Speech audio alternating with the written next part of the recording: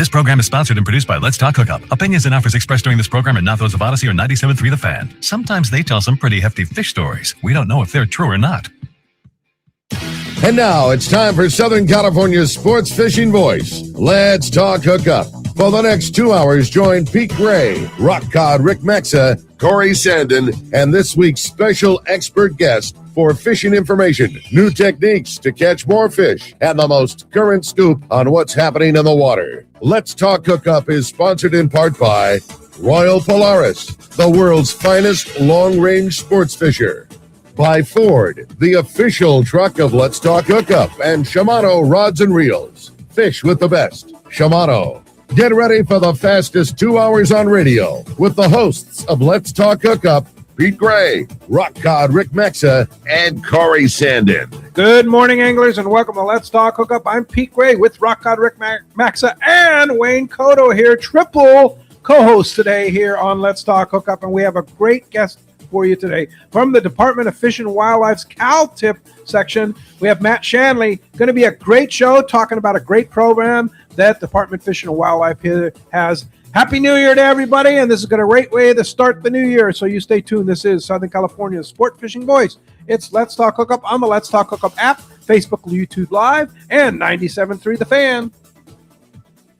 In 1977, Ford F-Series became the best-selling trucks in America. 33 million trucks later, Ford has kept that title every year since. And your San Diego County Ford dealers plan to repeat that again for the next 49 years. F-Series, America's best-selling trucks, and Ford, the most awarded brand for new vehicle quality among trucks. Get ready to power through whatever this new year brings in a Ford. Check out the entire Ford F-Series lineup and take a test drive today. Go to your local San Diego County Ford dealer. They'll be glad to hook you up. Inside information is everything when it comes to catching fish in Southern California. You need a code group to connect with what's happening on the water. FishDope.com is your code group. Inside information available at your fingertips 7 days a week, 24 hours a day. FishDope.com really does help you catch more fish and burn less fuel. FishDope.com is the only fish finding service with a spotter plane, along with a crew of top anglers on the water almost every day that report actual locations and catches. They become your code group. You get daily catch reports from Point Conception to San Quintin, 365 days a year. FishDope.com has online planning tools, temperature and chlorophyll charts, hot bite icons, and more. Take it from me, if you don't have FishDope.com, you're not part of the in-the-know crowd. Membership is affordable and good for an entire year. Plus, use the special code and save $30 on a new FishDope.com membership. Check it out today. FishDope.com. Catch more fish, burn less fuel.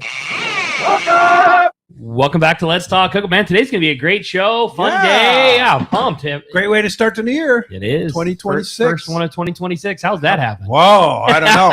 It is, but it is here, right? Yeah. And good morning, Wayne. Thanks for joining us this morning. Good morning. It seems like a while since I've been here. Yeah, it has. And we needed Wayne's expertise because he works with Matt Shanley for many, many years when he was the head of CCA. And good morning, Matt. Good morning. Happy New Year, everyone. Happy New Year to you. Thanks for making the ride out here to Southern California, San Diego, and being a part of the Let's Talk Hookup. And so what is exactly that? Now, first of all, we should talk about your background. You've been with the department for, is it 27 years? Yeah, approximately. I went to the academy up in Napa in 1999, and then from there I got assigned. My first assignment was Beaumont in Riverside County, and I worked in the Banning Beaumont area for quite some time. And I've spent the last 15 years in Blythe, out on the Colorado River in eastern Riverside County.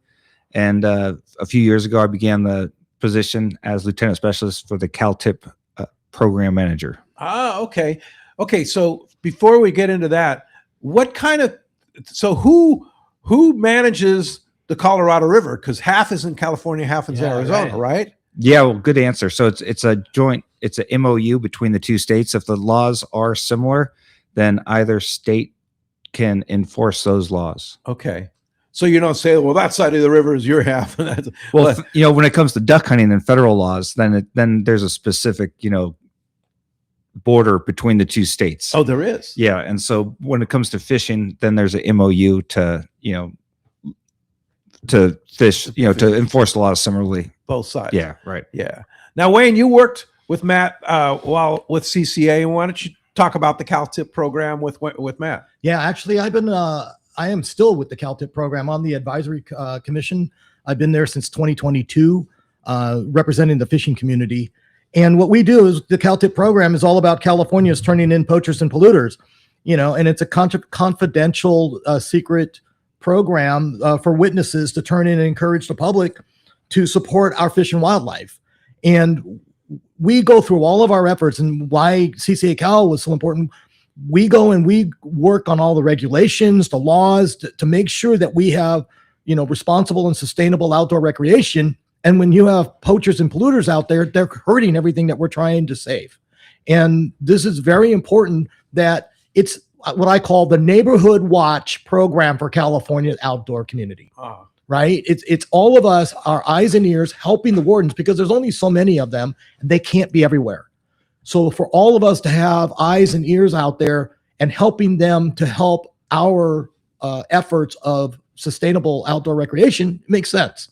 And so I thought we needed more help on the fishing side. So I got added to the advisory commission, which helps the wardens, and we help with the marketing, communications, and outreach for the program. Gotcha. Now, CalTIP, TIP, turn in poachers would be the acronym for that, right? Correct. Yeah. It used to be TIPP. It used to be the DFW. That's where we got the phone number from originally. 334 was for DFW or DFG. And then we switched to California Department of Fish and Wildlife. So now it's 334-2258. And the 2258 is for CA or TI, and then the P and P. Gotcha. Poachers and polluters. So it's 888-334-TIIP. Yeah, 2258. TIPP. Yes. TIPP. Yeah. Or actually, yes, for the beginning of CALT. Right. So okay. 334 All right. CalTIP. 34 Easy. CALTIP. yes. There it is right there. I'll put it up on the camera. Yeah, we have several stickers here. Yeah, when we went from Department of Fish and Game to Department of Fish and Wildlife, it messed up our phone number. So what kind of poaching happens in California? I mean, is it fish? Is it game? Is it all of it? What's the majority of it? Well, it's hard to say what the majority is. So it's seasonal, right? So it's there's deer, bighorn sheep in Southern California. The reptile trade is, when I first came to Southern California and learned of the reptile trade and reptile Yeah, that's interesting. The- It wouldn't even be on my radar. Exactly. Yeah, and there's all kinds of things that aren't on people's radar until they become more familiar with the entirety of California. So, like for example, in the Banning area, there's Whitewater Canyon. The albino rosy boa was worth about $5,000 on the black market when I first started in 1999, early 2000s. And that's where they live? Yeah, they live throughout Southern California, and I'm do? not sure how far their range goes up north, but that was something I had to learn about. And then, of course, there's the desert tortoise and the Gila monsters, interstate. They're more found in Arizona than California, but interstate trafficking of reptiles is important. And then we can go from deadliest succulent plants along the coast to marine fisheries to you name it. Joshua trees become a big issue with regard to, traditionally game wardens have not enforced laws related to the biota and to vegetation, but now it's become a huge because it impacts all the species throughout California so much that it's become an important part of our job is to enforce those laws as well. People digging up Joshua trees or cacti out of the desert or something like that for their collection, shall we say? Exactly. Right. Yeah. And that's something that you guys have to enforce. Yes, it is at times. And then we have CISA, we have California Endangered Species Act, specific lieutenant specialists to enforce those laws. Wow. And so the reptile thing is kind of like most of those reptiles are protected. They actually have bag limits, and you need a fishing license in California to collect most reptiles. And so if you're talking about a rattlesnake is one of the few species you don't need a fishing license for because I think it's seen as a unfortunately seen it as a nuisance to most people. Okay. And so you can take those without a fishing license. But if there's if a garter snake, a gopher snake, there's probably 15 to 20 species of snakes in Southern California that you need a fishing license to actually pick up and handle. Huh. Interesting. That's Wow. crazy. I wouldn't. What about like lizards and stuff like that? It's just like, Yeah, sure. The Same western thing. fence lizard. Yeah, Yeah. In order to, pick one up and keep it, then you need a fishing license. Yeah. So give us an example, if you can, of a typical cow tip situation. What's great What is happens? What happens? what's great is there's no such thing as a typical one. No, so, there's no so- typical- yeah, so when you call in the Cal Tip hotline, it's 888-334-2258. Your call either goes to one of two dispatch centers. It's in Norcom, which is in Sacramento, or Surcom, which is Parks and Rec. We use Parks and Rec to dispatch, and that Surcom is located at Lake Paris. Okay. And so you give them a call, you give them the who, what, why, and where, and you may not necessarily know the why, but and how, and a vehicle description, a suspect description, wherever that may be. So like lately with regard to the marine, if there's a marine protected area, and if someone's fishing off after their boat and they can see a house on the coast from their boat and they're in a marine protected area, there's probably a picture being taken of them through through a telescope. And so that gets sent. What's great so if it's a hotline call to one of the dispatchers, obviously that's by word of mouth, and the dispatcher will send that out on the radio or to a few wardens who they know working in the area, and they'll go, jump on a skiff or take a look from, the shore. If that is online through our Tip for One program, which you can use a free phone app, which is available on our website, or you can text 847-411, which is Tip 411, and then start that with CalTip space and then your information. So when we get that online, usually it's me, but there are several wardens who will look at those throughout the state, and we'll send them out to the local warden in the area.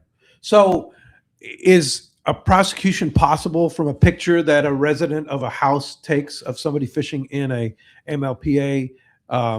Is that something they can take to court, or is it the wardens actually have to bust them within the? Of course, yeah. The wardens would have to go out there, investigate, and then Investigate. see if in fact, when that is. It could have been 15 years ago before there was a marine protected area there, or it could be more recent. So, sure. then they'll go out and they'll see if they're actually fishing. Gotcha. That's just the beginning of the investigation. So, Yeah. so when you speak to someone, a lot of people like speaking to someone. So when they call on the hot tip line, they'll talk to a dispatcher, and the dispatcher will extract the information they need.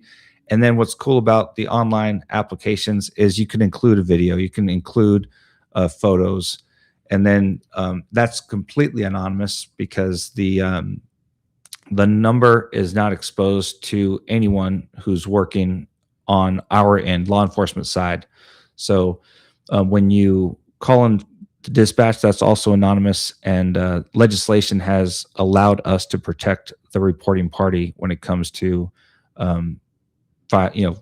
reporting either poachers or polluters. Gotcha. Yeah, during the prosecution. Yeah. Yeah. So Wayne, why is it important? Well, I mean, you sit on the board and work with CalTip a lot. Why is it important? It's important because we set limits and dates of restriction, right? Bag limits and everything. And people that go and poach are working against what we're trying to accomplish. And so here it is. We don't like the bag limits, right? Or the restrictions that come at us, but we're doing them for the right reason, so that we have sustainability of our sport. But if they go and poach, they're working against everything that we're trying to gain. Right. So with those guys that fish lobster out of season, or abalone now that it's closed, we're trying to get it opened up. But if they keep poaching them, they're hurting that species from getting to where it needs to be. Yeah. Right. If they're taking amphibians out of the environment, if they're taking a game out of season, right, the deer or whatever it is, right, if they're taking them out of season, they're hurting our cause. And what we need to do, and why it's important and why I got involved, was because it's the next step from the rules and regulations side to the enforcement side. And then we're also working with the DAs to make sure that they get prosecuted. And then the last step of that is what happens with all that fine money that comes in, which is us redistributing that to our Fish and Wildlife commissions, like here in San Diego, where I'm the chairman of that, so that we can give that money back for education, the kids programs, environment programs, or whatever. So it's this full cycle of what we do within our industry to support our industry. So, Matt, why are seasons important? Why seasons? Why can you only take lobster from October to March? Why can you only take deer from certain months and certain zones and stuff like that? So I went to UC Davis and got my degree in wildlife conservation and fish biology. And when I came over to the California Department of Fish and Wildlife side of the house, I learned that biologists do all this research, and the seasons are set usually for breeding purposes, or it has to do with when it is fair. It has to do with fair chase. So when is a fair time to pursue, a species, whether it's fish or whether it's a big game or whether it's reptiles, and how is that going to affect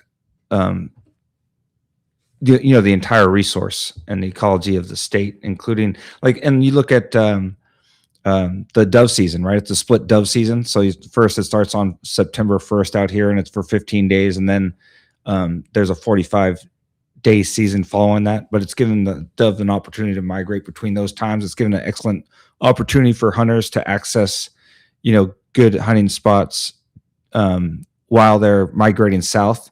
And then they allow the species some time to recover and continue their migration in order to breed and have more. Some to get through. Yeah, exactly. Yeah, sure. On a side note, how busy must you be in your patrol area on September 1st? Oh, and in Blythe, yeah, it's a sought after area to travel to. All people from all over the Western United States go there, especially San Diego and Orange County residents. They come out to visit Eastern Riverside County to enjoy the dove hunt as well. So being the head of CalTIP, like in the situation like that in your zone, is it all hands on deck? Are you out in the field at that point, or are you still doing your job?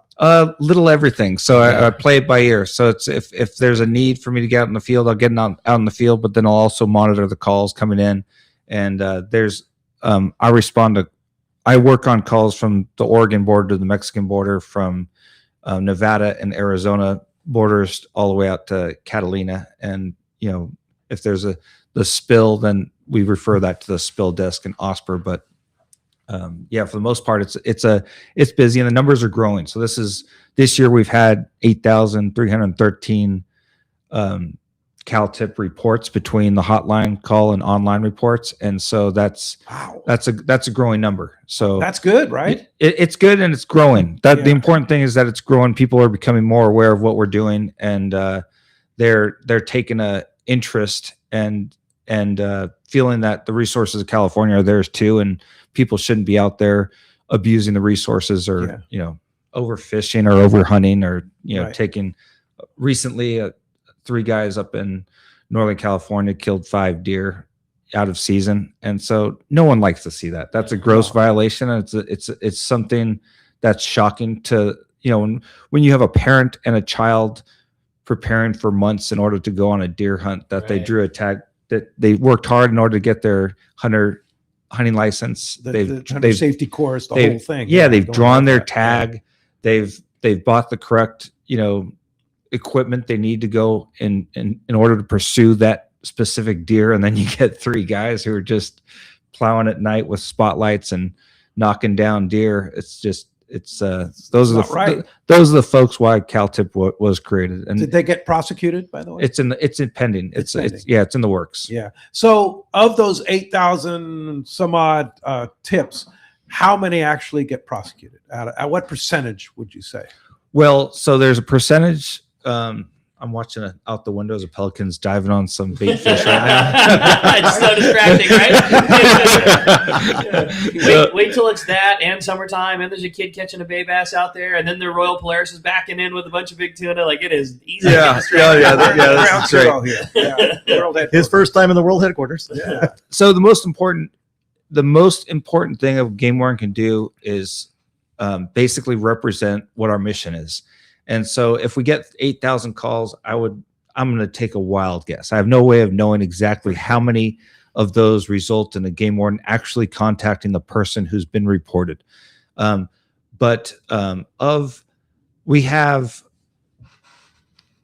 know that I present, which is, a small portion of those. So maybe 20 to 40 of those cases that result in convictions. I present those summaries to the CalTIP Rewards Committee, and that's who Wayne's representing, and so it's the biggest honor I have, really, is to say, hey, this is from what the information you provided. Game wardens were able to make contact, investigate the situation, and this is how serious it was. So usually the reporting party will never understand how serious what they reported was until after the investigation's over. Gotcha. And they've been made aware. And then they're always thrilled that they helped in some way to protect the resources of California. That's so cool. So I present those cases to the CalTIP Rewards Committee, and the CalTIP Rewards Committee comes up. They agree amongst themselves, like what would an appropriate reward will be. And I don't think they've ever, all cases that have been presented to the CalTIP Rewards Committee has gone to the, received some sort of award. The reporting party has received an award, and it's been anywhere from $50 to the highest reward to date is $3,500. Wow. Yeah. Okay. So by doing a good deed, you're also going to get, You can. everybody it's gets a reward. potential. Yeah, not Sure. everybody. Yeah. Right. But So- but that's not why we should do it. I mean, No. we should do it because we're responsible people that love to fish and hunt and utilize the California resources in the proper way. And darn these poachers. It's like, let's turn them in. I took my daughter out in November for her first deer hunt, and we hunted 3 days, and she killed her first deer. Cool. And it was such an exciting experience. But during that time, a hunter was not supposed to be where he was and what he was doing, and he interrupted our hunt. And I know this hunter; he's a good guy, and he didn't realize, that he had interrupted our hunt. I spoke to him briefly, and he was out of there. But if under the same circumstances, when I'm hunting with my daughter, and someone comes up and shoots a spike or a doe in front of us, that's a gross violation that's happening after so much work has been put into my 12-year-old daughter and I going out to do this hunt together. In your zone that's been specified for you. Right. Yeah. Yes. So these are the things that I'm encouraging folks to, if they're familiar enough with fishing and hunting laws and they see something that is just not right, it's important to contact us, and the information they need is on the back of their hunting license or on the back of their fishing license. It's the CalTIP number. CalTIP number's right But there. what's more important too is in urban environments where you don't need to know a lot about fishing and hunting regulations. You just have to know that, hey, there's paint going into a state water fed drain. Yeah. And that's not right. Maybe I should call Fish and Wildlife or get a hold of them. Right. Yeah. Pollution is part of the part of this process. Part of the tip too. Yeah. So as you can hear, we have a great show. One thing I want to note is Matt is a fisherman, a hunter, as are most. I mean, you could tell because he was watching the bait balls out front, and taking his daughter out. And that's most officers of the California Fire. Eric Cord, who comes in with us here, he's a fisherman, he's a hunter. I mean, I would say, what percentage of the officers of Fish and Wildlife are fishermen and hunter? You know what? I'd like to. It's hard to put a number on that, Yeah. and Is it 100%? That number may be decreasing. I don't know, but it's really important that you don't need to be a hunter or a fisherman in order to be interested in becoming a fish and wildlife officer. So for the recruitment, recruitment reasons, everyone is welcome. Yeah. If someone is working a traditional area for fish and wildlife, like up in Northern California, and they have a lot of bear and deer and activity, all that deer and hunting experience that they've had since a child helps them become a better game warden. Yeah. But that's I know that I grew up in San Francisco and fished Ocean Beach for stripers and went out on charter boats in order to catch salmon with my dad. And every experience I had fishing and hunting as a young kid helped me do this job better. That's cool. That's rad. Great show today, as you can hear. Exactly. That's what I was going to say. We're just really stoked to have Matt in here, and it's just going to be fun getting to talk about all the things that are involved in this. Touches every part of fishing and conservation and the whole nine. It's going to be a lot of fun. And if you want to join us, man, we want to hear from you this morning. Give us a call at 833-288-0973. One more time, 833-288-0973 is how you reach us on the fan this morning. We got Kyle standing by answering your phone calls, and we're looking forward to hearing from you. Also, you can text the show. The text the show, as we say, man, so popular already. A lot of great text questions coming in for Matt. And boy, if you want to text the show, the only way that you can do that is through our Let's Talk Hookup app. It's a free download if you don't have it already. It's the only way you can text in your questions. And when you do, make sure you include your contact info. Just a name and a phone number along with your text is all we need in case you're the winner of the big prize at the end of the show today. We want to make sure to get it to you. What a cool prize for one lucky caller or texter at the end of today's show. Somebody's going to get to go fishing on a full day trip on board the Mission Belle out of Point Loma Sport Fishing. And a big thanks to Point Loma and Captain Cameron for making that happen. One lucky caller is going to go fishing. Again, a full day trip on board the Mission Belle out of Point Loma Sport Fishing. If you want to get your shot to get through, send us those texts or give us a call. Again, 833-288-0973. And when we come back, we're going to be taking those phone calls. Lots of great info coming your way. You stay tuned. You're listening to Southern California's Sport Fishing Voice. This is Let's Talk Hookup on the Let's Talk Hookup app, Facebook and YouTube Live, and 97.3 The Fan. It may be winter in Southern California, but those of us who live here know it's a great time of year to go fishing, and certainly not time to put your gear away. This is Ben, and you will see me at my dad's shop, Dana Landing in Mission Bay, the one-stop shop for a great day on the water. Food, bait, tackle, beverages, and more. This is the ideal time for bay bass fishing, and I get the inside scoop from Johnny. Heck, he will even rent you one of our killer blue skiffs. This is also a good time to go work on your reels, and Doug is the man for that job. If big largemouth bass are your bag, nothing beats East County Bait and Tackle. They have all the right stuff and live bait for a perfect day on the lake. Lemon Grove Bait and Tackle is super cool too, for both freshwater and saltwater tackle. ECBT is at the end of the 67 freeway on Mapleview and Lakeside. Lemon Grove Bait and Tackle is on Broadway in Lemon Grove, and Dana Landing is next to the Dana Lawn Tramp in Mission Bay. Check danalanding.com for more details. Hey anglers, AFCO Pro Captain Ben Florentino of Coastal Charters here. As a full-time guide, I'm on the water all year long. It's my livelihood. Having the right clothing is of the utmost importance to staying warm, dry, cool, and comfortable to endure whatever the Pacific wants to throw at me. Thankfully, I'm equipped with AFCO clothing to keep me dialed season after season. Do yourself a favor and check out AFCO's award-winning gear at a dealer near you, or learn more at AFCO.com. Here's exciting news from Baker Marine and Fujinon. For a limited time, get $175 of instant savings on the Fujinon TSX 1440 stabilized binoculars from Baker Marine. Talk about the perfect gift for anyone that spends time on the water, or the perfect time to finally get your pair. Now is the best time to upgrade your gear to a pair of Fujinon stabilized binoculars from Baker Marine. Baker Marine has been selling binoculars for decades, and they service all brands right at their San Diego Shelter Island location. The Fujinon Technostabi TSX 1440 is the best value in stabilized binoculars, period. They deliver rock-steady vision even in rough waters. And now, for a limited time, get an instant rebate of $175. Baker Marine is the largest Fujinon retailer on the West Coast, and when you buy from them, they'll be there when your binoculars need service. Stop by their store on Shelter Island in San Diego and grab your instant savings now. This offer ends soon, so get your pair from Baker Marine. Learn more at bakermarine.com. I've had the opportunity to fish many places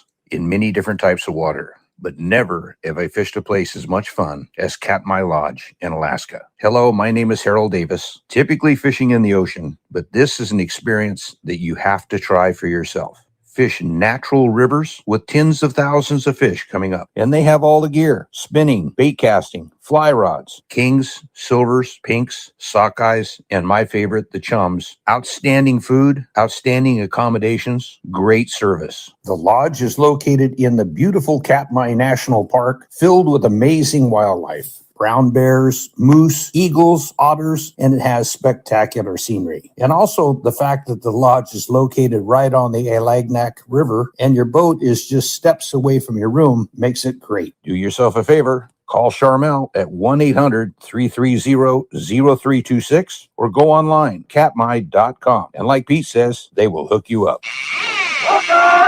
Welcome back to Let's Talk Hookup. Again, having a great time here this morning. All kinds of fun. We got phone calls. We got texts. We got all kinds of good info coming your way. We got catch reports today. And, man, just really looking forward to a fun show with Matt. Yeah, and great. we're very grateful to Matt for making the long drive out here from Blythe to be a part of it and basically get the word out about CalTip to our listeners and callers. And let's jump into the callers. And if you want to get through, there's still line open, 833-288-0973. You got it, man. How about we started off this morning with John? He's calling us from Escondido. Good morning, John. Welcome to Let's Talk Hookup. Hey, good morning, gentlemen. It's like, wow, what knowledge, and it opened your eyes to a lot of things. So my question is, and it may not even be something you know, but mountain lions. So I hunt up in Northern California for deer up in Alturas. And it's so thick with mountain lions up there that you don't even have time to gut your deer. You have to drag it out really quick because when the mountain lion hears that shot, he knows that's fresh, that's free food. And you can't do anything to protect yourself. Why? Are you talking archery season? No, rifle. Oh no, I have never heard that or seen it written anywhere where you cannot defend yourself in case, if you are in fear for your life with regard to, while you're hunting and you have an encounter with a mountain lion. I've been hunting for over 30 years, and I may have seen 2 or 3 glimpses of mountain lions that I thought were mountain lions during that time. I don't doubt that in Alturas County, they may be more frequent up there. I know that they are very present throughout Southern California, and especially San Diego County. But I'm not sure what gives you the impression that you cannot defend yourself if, in fact, your life was threatened by a mountain lion. Yeah, and you brought up a point too about archery season, and then there becomes a legality of you're there to just take an animal with a bow, and now all of a sudden there's an argument to be made. But yeah, I mean, that's the thought. That's where I thought this was going. Whether or not you can have a handgun on you while you're archery hunting, and by law you cannot. You cannot. Right now you cannot, but there's going to be legislation this term introduced to try to create that law so you can carry your sidearm. I know that basically. Is it because of mountain lions? Protection. I mean, protection while you're out hunting with a bow. That would be a pro to have a firearm on you, and then Right. then a con would be it's happened in the past, and it's historic that people have abused the the right. You're to in have here. You are in archery handgun. season, and you pop them with with your pistol.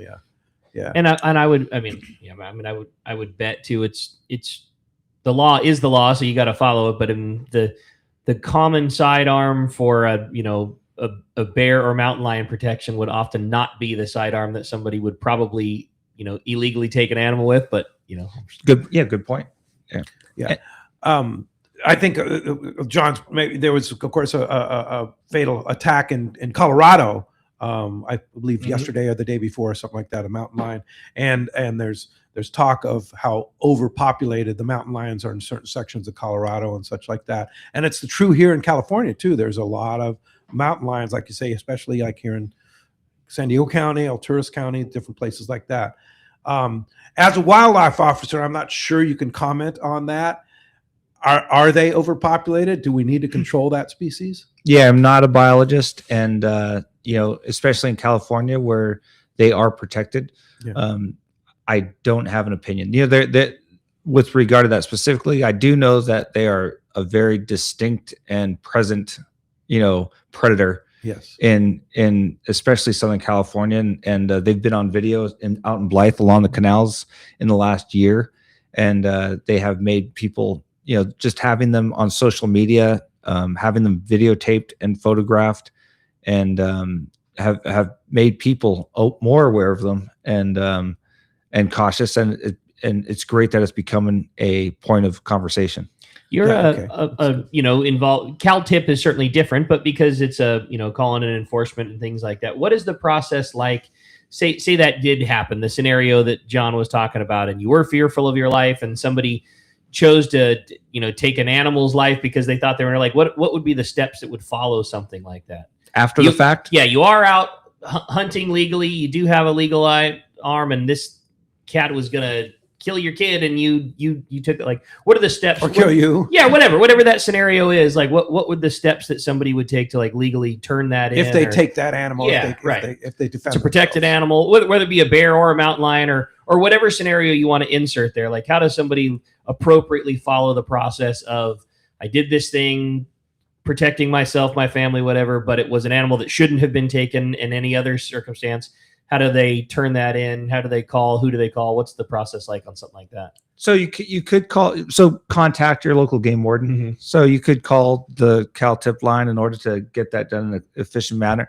Actually, if it were a case where you felt your life was threatened and you're killing something in self-defense, call 911. Right. This is an emergency, and the appropriate investigators will go out there and confirm that, in fact, those were was the situation. And so the last thing we want to do is for someone to act in good faith and then for some reason be afraid to notify the proper authorities in order to make sure everything goes smoothly. If you do it, just don't walk away. Report it. Sure. That's the You key. should, yes. And I'm with you that says you should call 911 first, only because they're going to be faster probably to get to the scene and help you out, kind of like what happened in El Dorado County. Yeah, absolutely. There's less than 500 wardens throughout the state, Correct. and calling 911 will get the closest law enforcement officers on scene as quickly as possible. There's less than 500 crazy. game wardens throughout the state. Yes, That's it's hard to put a specific number on it, but yeah, somewhere. It's right at 500, I think. And this is actually the most we've had in Really? as wardens in the state Wow. right now. I mean, and they're still putting people through the academy. Yeah.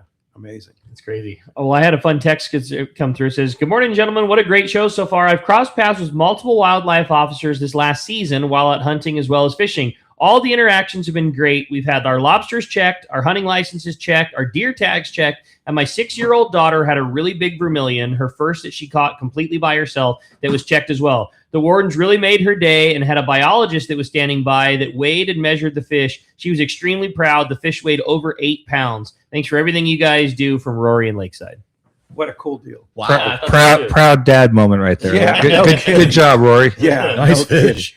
Well, let's find out what's biting out there, Rick. You got it, man. It's time for that Kedge Report. Today, our Kedge Report sponsored in part by Summit Gasoline at the San Diego Sports Arena. That is the place to fill up your car, your truck, or your boat with the lowest in gas and diesel prices. Do you know that Summit is also the place to get the lowest prices on ice and snacks before your trip? Over 40 snacks for just 89 cents, as well as sandwiches and frozen bait, too. Ice is nearly half the price of the others at only $3.99 for a 25-pound bag.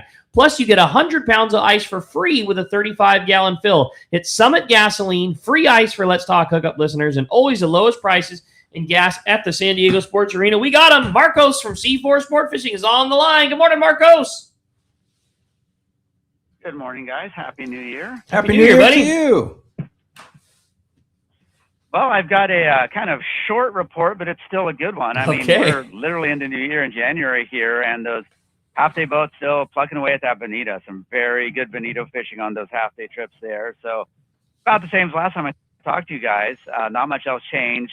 It is that point of the year where we're running pretty much nothing but half-days, and the last couple of weeks been running those morning and afternoon ones. Next week, we're going to be going back to the 1 a day during the week and 2 on the weekends. So check the website, seaforthlanding.com. I mean, had a little bit of weather there that we've been fighting, but it really hasn't slowed down the fishing. So check the website. Got our full schedule up there. The one thing we do have coming up, the Tribute starts running their Baja Coast trips next weekend.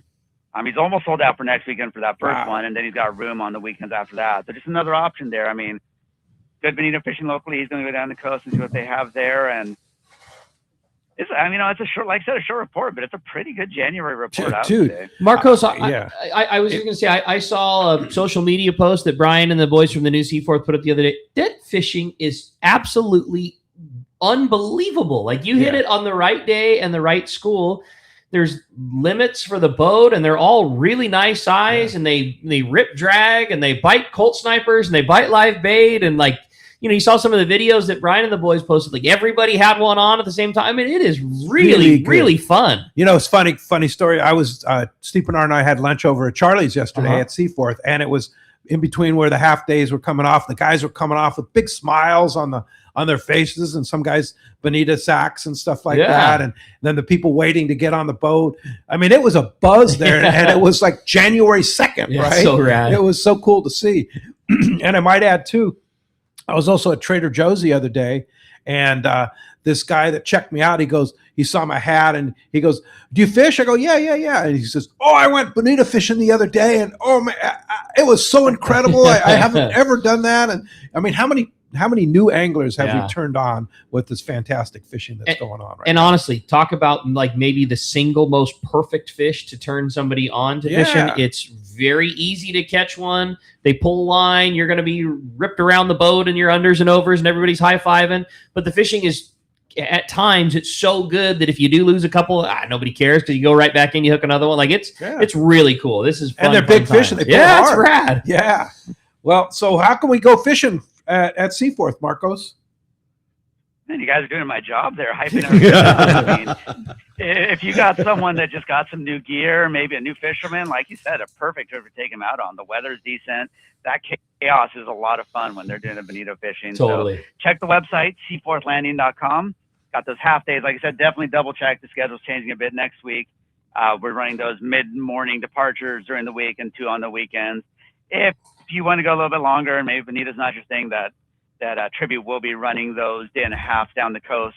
To make your reservations online, give us a call at the office, 619-224-3383. If you got a gift card over the Christmas break there for Seaforth, or you just want to get your gear tuned up, because we might not, this might go straight into next season. We might not get a break here. Definitely come down, visit us in person. Like you said, go to Charlie's, get some food, and get out there fishing. Love it. Great job, Marcos. Appreciate a killer report as always, and we'll look forward to talking to you next week. I'll talk to you then, guys. Thanks, buddy. Happy New Year to you, that. Marcos. Yeah, that's awesome. Hey, I want to remind us that Catch Report sponsored in part by the Fish Pros at Fisherman's Processing in San Diego, where you get the premier processing experience. You can check out the easier online system to book your processing for your long-range trips. With more team members, Fisherman's Processing stays far ahead of the rest. More same-day capacity and the finest in customer service. You can stop by their location in Old Town on Taylor Street or check fishermansprocessing.com. Be sure you make those reservations today. Hey, when we come back, we got a lot more Let's Talk Hookup, a lot more with Matt and Wayne. You stay tuned. It is Let's Talk Hookup, Southern California's sport fishing voice on the Let's Talk Hookup app, Facebook and YouTube Live, and 97.3 The Fan. 3 kayaks, 6 surfboards, 10 rods, and 1 truck bound for Baja. That's where my brother and I's most recent quest into the Baja Peninsula began, in search of waves, fish, and fun. We are able to transport all the kayaks, rods, and boards without straps due to the easy transportation of the Hobie iTrack inflatable kayaks. We brought a tandem and 2 singles, the I-9 and 11, and they were totally enough to get all 6 of the boys onto some of the best halibut and grouper fishing of their lives. Now, you might be thinking, 3 kayaks? I thought a tandem and 2 singles would only be able to fit 4 people. Well, a simple lawn chair on the back of the kayak was enough to turn the 2 single kayaks into tandems. Catching upwards of 100 fish a day in the mangroves, ranging from 15-pound grouper to tons of legal halibut, we had our fill and headed back to the States. Check out the full video of this trip on our YouTube channel, Fastlane SC, or come by our shop in Mission Bay and check out a Hobie inflatable kayak. See you soon. One rod has set the standard for serious saltwater anglers worldwide, and that's CalStar. From the rugged dependability of the West Coast series, the lightweight strength of the Graphiter, or the performance of the GG series, all CalStar rods are handmade right here in Southern California of the finest materials and craftsmanship.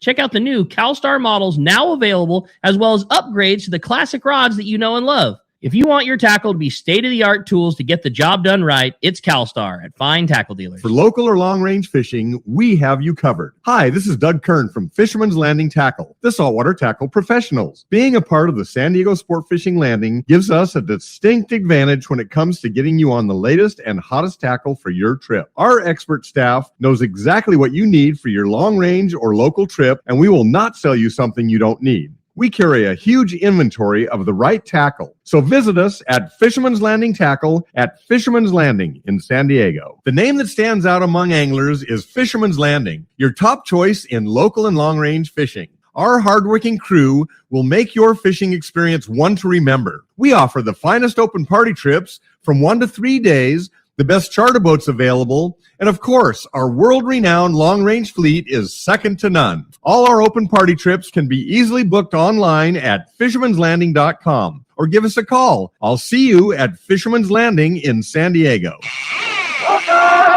Welcome back to Let's Talk Hookup. Having a great time here this morning, talking fishing, talking fun with Matt. This has been a great show so far. And again, we want to hear from you. If you want to give us a call this morning, 833-288-0973 is how you do it. Yeah, I want to say good luck to Corey King, who's listening to Let's Talk Hookup app and actually fishing right outside the world headquarters on his Hobie kayak right now. Good luck. Go catch him. He says he has 6 so far. So that sounds like a good morning to me. Yeah. Hey, Tom in Northern California has an interesting question, and I know it's not an enforcement issue, but because we're talking cow tip, but it isn't.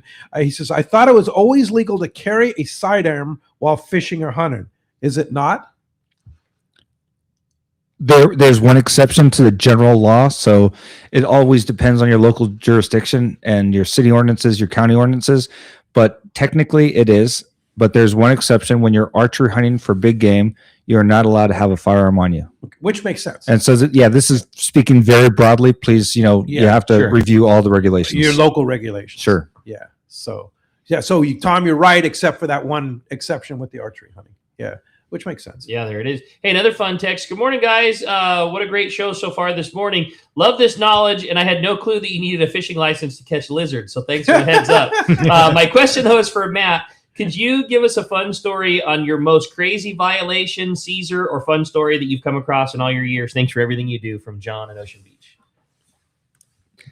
Thanks, John. I think of it pretty often. It's like one of the most basic fishing without a license cases you could think of. But I'm up at Lake Fulmore in the San Jacinto Mountains, and I pull up to a gate where the usually Forest Service accesses the area, and I see this gentleman looking around a tree, and I could tell that he's doing something furtive with his hands, and so he's reeling his fishing line. And so I go over there and I see that he had just reeled in his line, and I said, hey, it's pretty apparent to me that you've been fishing. Can you do me a favor before you throw that line in again? Assuming that he had been fishing. Sure. Can you go buy a fishing license, or buy one before your fishing line? And he says, absolutely. And I said, hey, I'm trusting you.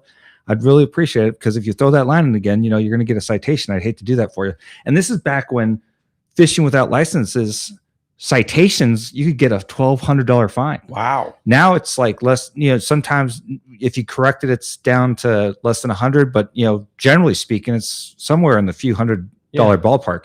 But for a certain time, 15, 20 years ago, it was very expensive. So anyway, I left the area and I drove my truck up Highway 243 about a quarter mile and hiked over the mountain and down and around the backside of the lake. And now I'm sitting behind this gentleman at a picnic table about 12 feet behind him. And he's got the line in the water. and the Forest Service truck pulls up to the exact same spot that my truck had been parked when he looked at me the first time. And he does the same thing. He looks behind the tree and he starts reeling his line. And I said, I don't think that's the game warden. He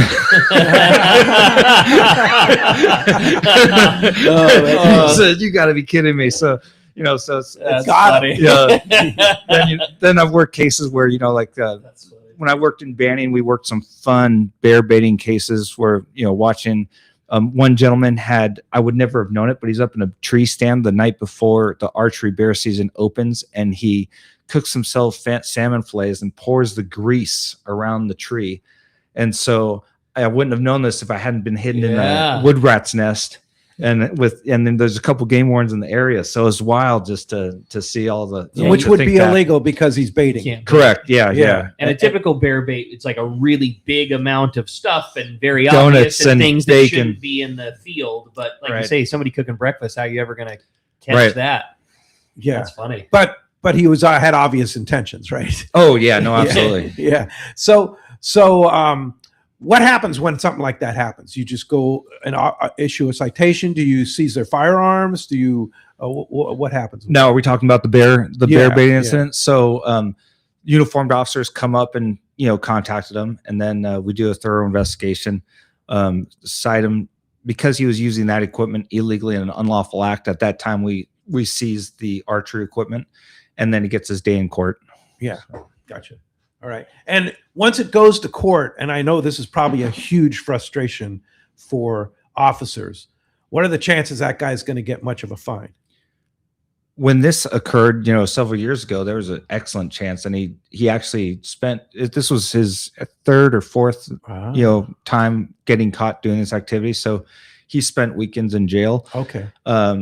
So it was pretty predictable, like the punishments back in the day. Now it's difficult because the tide has turned, and it's hard to figure out exactly how the district attorneys or the courts are going to handle the cases. Yeah. And so lately, a lot of things have gone to diversion. And so where if you commit another offense and you violate probation, then, it's more serious, but, fines are still in effect. Yeah. It's, and I know that I'm frustrated, and I can't imagine how frustrated it is for you to see that going on, that you guys work so hard and we work so hard to protect our resources, and then these poachers are getting let off because the system is flawed. Well, that's one of the reasons we work so hard to work with the ADAs and all the different counties to try to make sure that they understand how important this is and how much of a deterrent it needs to be, so that we can protect our resources, which is what they claim they want, right? Right. But it's not following through all the time. But we have certain counties that actually do a very good job helping us out and taking care of our resources. Yeah. Cool. Yeah, it's great to meet the judges and the district attorneys who are conservationists and who understand the importance, right? Yeah, they understand the importance, and they jump on ride-alongs with wildlife officers. Oh, that's cool. They'll jump on the thresher. They'll go out. They'll take a ride-along on a boat or in a vehicle and see what we're up against. I love hearing that. And then they see, hey, we got to do the right thing here. Yeah, totally. Good. Hey, and another good text come through. It says, my question for Matt, as far as polluters go, one, I wasn't aware that that CalTIP was involved with that. Second, does the service work? Does California Fish and Wildlife Service work with the Regional Water Control Board? And what are the types of violations that one would call in if they're seeing polluting activity? What are some of the things that you've come across? So with regard to the board, which board was mentioned in that? He was curious about the Regional Water Control Board. Okay, so I wouldn't be aware of that specifically since I'm out in eastern Riverside County, but they work with as many agencies as possible. So a typical call would be a sheen, an oil sheen in the water. A lot of the times that happens. And then what else? Discoloration in water, substances washing up on beaches. Those are all investigated. Yeah, I got you. And so is that something under your control at Fish and Wildlife? Or? Yeah, when it comes to pollution in nearby marine waters, then we handle those calls. I mean, like somebody like at Colorado River, maybe somebody's running their sewer line right straight into the river or something like that. Do you ever see something like that? Is that there have been Palo Verde outfall is down there. I've seen a couple occasions where that's been the case, and I've personally had dealt with that and had the county get involved. Yeah. But with regard to, I'm trying to think of one of the more a wildlife officer, a local wildlife officer, got Game Warden of the Year because of wonderful investigation she did on I forget exactly what it was, but it had to do with oil leakage in the bay. Nice. And so there have been some cases because that's important. That's important stuff too. Yeah, it's damaging the resources. Well, there's another division within department too, which is OSPR, the Office of Spill Prevention and Response, and what they're specifically for is oil response. So like when we had the pipe break there in Orange County, when they popped the pipe and it was coming up on the beaches, it was OSPR that ran that as the primary for CDFW along with all the other agencies. Same thing up in Santa Barbara. Yeah, so exactly. OSPR is specialized, but the wardens for CalTIP are usually the first ones getting the call, right? There's something wrong because pollution is part of the CalTIP process. Yeah, when the CalTIP program gets a call like that, we refer it to our OSPR wardens. And so, correct. Right. Yeah, very good. Hey, another great text here from Jeff in Huntington Beach this morning, guys. Matt and retired Good morning, guys. Matt and retired CCA Wayne question. I have, and he's not really retired. I know. He's like always working. I know several years ago was caught poaching canyon lakes, and recently those lobster poachers off of Palos Verdes were those from Tips. Great job protecting our resources. Thank you for doing that. So in other words, there was a poach up at Canyon Lakes, and then another one where they were somebody was poaching lobsters. Yeah, quite a few. Were those Tips? Quite a few calls. There have been several in those areas, and so several cases are made there without tips. And then it sounds like these specific ones were. A lot of people are netting illegally and being indiscriminate with regard to what species they take in the backside of Canyon Lake. That it's been a while, but I've been back there and patrolled it. And then lobsters are just a lot of cases, regardless of whether it was by tip or not, have been made along the coast just nonstop from Tips. Wow, I love it. Well, as you can hear, we got a great show going on. We got another full hour coming your way. We're going to say goodbye to the boys on the fan, but we'll be continuing our fun on the Let's Talk Hookup app, as well as Facebook and YouTube Live. More of your text and a whole lot more fun. You stay tuned. It's Let's Talk Hookup, Southern California sport fishing voice on the Let's Talk Hookup app, Facebook and YouTube Live. Do you know why a million customers Summit Gasoline last year at the San Diego Sports Arena? Because they give you the lowest price on fuel, great service, and easy access, even for trucks and trailers at their 24 pumps. Summit is known for the best price on ice, too. Almost half the cost of any other vendor. 25 pounds for just $3.99. Martha and her crew love fishermen, and they'll prove it by giving you 100 pounds free with a 35-gallon fill-up. Summit offers over 40 snacks and drinks to choose from for only 89 cents, and even a line of hand creams and lip balms for 89 cents too. Summit now proudly offers locally made burritos and sandwiches, made fresh daily and ready to go wherever the current takes you. Summit just upgraded their car wash, and for a limited time, get a deluxe car wash for only $6. Grab the wife's car, grab a cheap sandwich, and make up for the day on the water. Summit Gasoline, lowest prices, friendliest staff, easy access, and free ice. What more can you ask for? Rock Cod Rick here to tell you about Parker Boats and the guys at West Coast Marine. By now, you all know my boat partner and I bought a new 25 Parker center console from crew at West Coast Marine in Costa Mesa. We've known for a long time that a Parker was the boat for us. It's a stout workhorse of a boat built to last and get you home when the seas get rough. Parker Boats at the launch ramp, the offshore tuna grounds. You wake up in the morning on an overnight trip and there they are. Parker Boats of all sizes, fishing in the same areas as the sporties. There's a good reason for it: fishability and seaworthiness. West Coast Marine has several new Parkers in stock and ready for delivery, and they have more on the way. Don't get caught without a reliable boat when fishing is this good. Take it from me, if you're ready for a new Parker at a fair, upfront, and honest deal, you need to see West Coast Marine. Check out the inventory and information at westcoastmarine.com. The lighter the bite and the cleaner the water means one thing: need a thinner leader, more natural presentations. That's where Seaguar Gold Label leader material shines. It's Seaguar's thinnest leader material yet. That means it's even less visible underwater and creates more natural presentations for better catch rates on leader-shy fish. With exceptional knot and tinsel strength, this advanced leader material is now available from 2-pound test for fishing trout in the Sierra to 80-pound test for big yellowfin in Guadalupe. Get Seaguar Gold Label at your favorite tackle dealer or learn more at seaguar.com. Hey, this is Rosie with Cedros Sport Fishing. We have always been the leader with all-inclusive fishing trips to Cedros Island. We now have 2 lodges to choose from and both sit on the cliff's edge with relaxing ocean views and gorgeous morning sunrises. With direct flights departing to the CBX in San Diego, we are committed to providing first-class service to our guests and an unforgettable fishing experience. Come check out the yellowtail and calico bass capital in the world. Nobody does it better than Cedros Sport Fishing. Call me at 619-772-7570 or check us out at cedrosportfishing.com. Book soon. Trips are going fast. Haida Gwaii Safaris, formerly Queen Charlotte Safaris,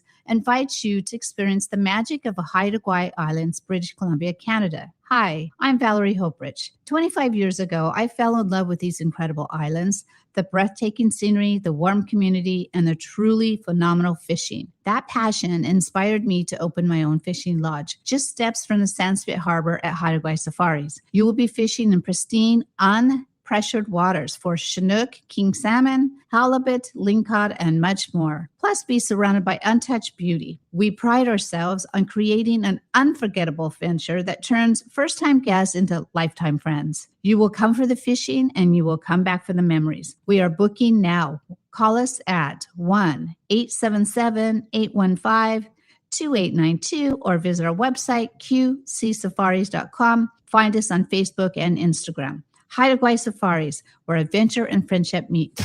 Now it's time for more of Southern California's sports fishing voice. Let's talk hookup. Get ready for more of the best fishing information and the hottest tips on improving your angling skills. Let's Talk Hookup is sponsored in part by Ford, the official truck of Let's Talk Hookup.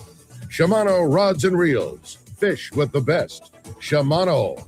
And now, Southern California's sports fishing voice, the hosts of Let's Talk Hookup, Pete Gray, Rock Cod Rick Mexa, and Corey Sandin.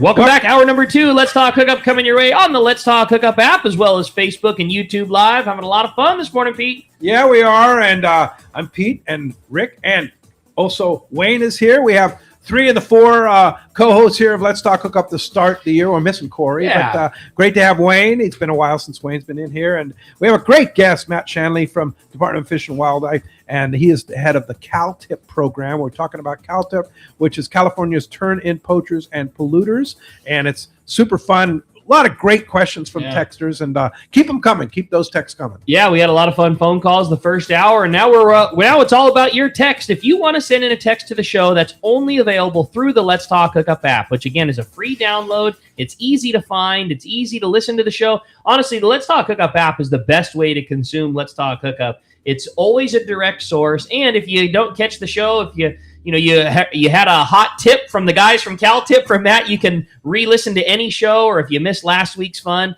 you can listen on demand with the show archives, and it's the only way to text in your questions. Also, when you text your question, make sure you include your contact info. Just a name and a phone number is all we need, just in case you win that killer prize at the end of the show today. And we mentioned it in the first hour. One lucky caller or texter today is going to win a full-day trip on board the Mission Belle out of Point Loma Sport Fishing. Just an awesome prize, and a big thanks to our friend Captain Cameron and all everybody at Point Loma Sport Fishing for making that happen. A full day trip going fishing on that beautiful Mission Belle to one lucky caller or texter at the end of today's show. All right, fantastic. And time to find out what's biting out there. It is, man. Our fishdope.com reporter, the private motor buddy, Captain Mark Wish, is standing by today. That one's sponsored by Gamakatsu. Hey, they've got a lineup of fishing accessories that is just awesome. Now available, including fillet knives, everyday carry knives, those great G boxes and bags to store your tackle, as well as the ceramic braid scissors and more, along with the very best in fresh and saltwater hooks available. You can see your local dealer or check gamakatsu.com for more information. We got him. Captain Mark Wish is standing by. Good morning, Mark. Morning, Ricky, Pete, Wayne, Matt. What a fun show today, you guys. I mean, something different, learning all this new stuff. And Matt, I got to tell you, see, I have a little tackle store in Huntington Beach, the world-famous Pacific Edge, and we sell a lot of fishing licenses. But I have never had a guy come in and ask for a lizard license. But I bet I do now. That's awesome. That was crazy hearing about that. Well, Happy New Year, everybody. And it's going to be interesting. It looks like 2026 is sure off to a soggy start here. A lot of rain, quite a bit of wind. But, the temperatures have been balmy. It's feeling tropical, It's been kind of neat. Yeah, it's just been awesome. And that's really been good for our water temperatures offshore. I just checked the buoys a little bit ago. The buoy off Pedro is the coolest one. It's 62. Everything else is 63 and 64. The buoy below Committee is 64. I imagine a guy could go out there and fight a kelp and probably catch a yellowtail somewhere. Yeah, I'll bet you go out and post up on Cortez Bank and catch a bluefin. I about guarantee it. Yeah, probably a little choppy right at the moment. Yeah. When it straightens out. Maybe next week. Yeah, it's really that's warm for this time of year, but and I imagine that that's got a lot to do with all that bonita being around here. They like that warmer water. Still got quite a bit of bait in it, and that bonita thing stretches mostly from like Dana Point down to the border, and you guys have the volume of it for sure. But there's another hot spot for those bonita up here. It's been Catalina, healthy population on the front side from like Long Point down to the slide. There's, they've been there all year, but God, there's a bunch of them and nice sized ones. And the guys are finding them by trolling little small feathers or plugs, and then you get a jig strike, and then you cast little small shiny lures, little cold snipers and crocodiles and stuff like that. And man, it's fun fishing. And up to a few weeks ago, there was a little bit of yellowtail mixed in there with them. But last couple weeks, I haven't heard about those yellows. Where you will find some of that yellow around the back on the bait grounds there, out there in the deeper water, and a couple of standout zones at this time of year. The structure outside Orange Rocks and the V's on the backside east, and then outside West Cove up to the west there, that deeper structure out around the West End high spot like that. That's always prime big yellowtail territory here at this time of year. Fish your heavy gear, and same sectors, you're going to find a sea bass or two. There was some fishing here, sea bass fishing, before the weather. It's been like a couple weeks now, really. But there was some fishing around in both ends of the island. And along with the deeper water fish, you're going to find some of that sea bass up on the beaches also. Just, again, because, the waters are a little warmer than normal for this time of year. Now, right now, it looks like a chocolate milkshake over there because of all this runoff. And we got a couple more days or several more days of rain coming, so it's going to take a bit to straighten out. But then they're saying like 10 to 12 days of nice weather after this next couple storms. So time to get your gear ready and start thinking in terms of sea bass. And what you want to make sure of, guys, since we're past the first, you're not going to be thinking about any red snappers for dinner. Codfish is closed till April 1st, so be careful with that deeper water fishing. That codfish is it's out of reach here for a little bit. So that's this week's report, and I'm going to make a little prediction next week about our island sea bass fishing based on some incoming information. Saving it for right now. We'll see what happens here. But that's this week's report, guys. Have a happy New Year. I like it, Mark. Well, it certainly sounds good. Lots of fishing to be had, and I like the call of a good stretch of weather in front of us. I like that. I can handle that. That's because I'll be out of town for a week of it too. So it's typical, right? Figure out why we were getting such good weather for so long, and it's right. You're going to be in another country. Yeah, that's right. Yeah. As it goes. Well, at fishdope.com, of course, is the source year-round, 365 days a year. Fishdope.com. Danny and the boys always have the information. $30 off a new membership to fishdope.com using the code Hookup Now, lowercase, no space.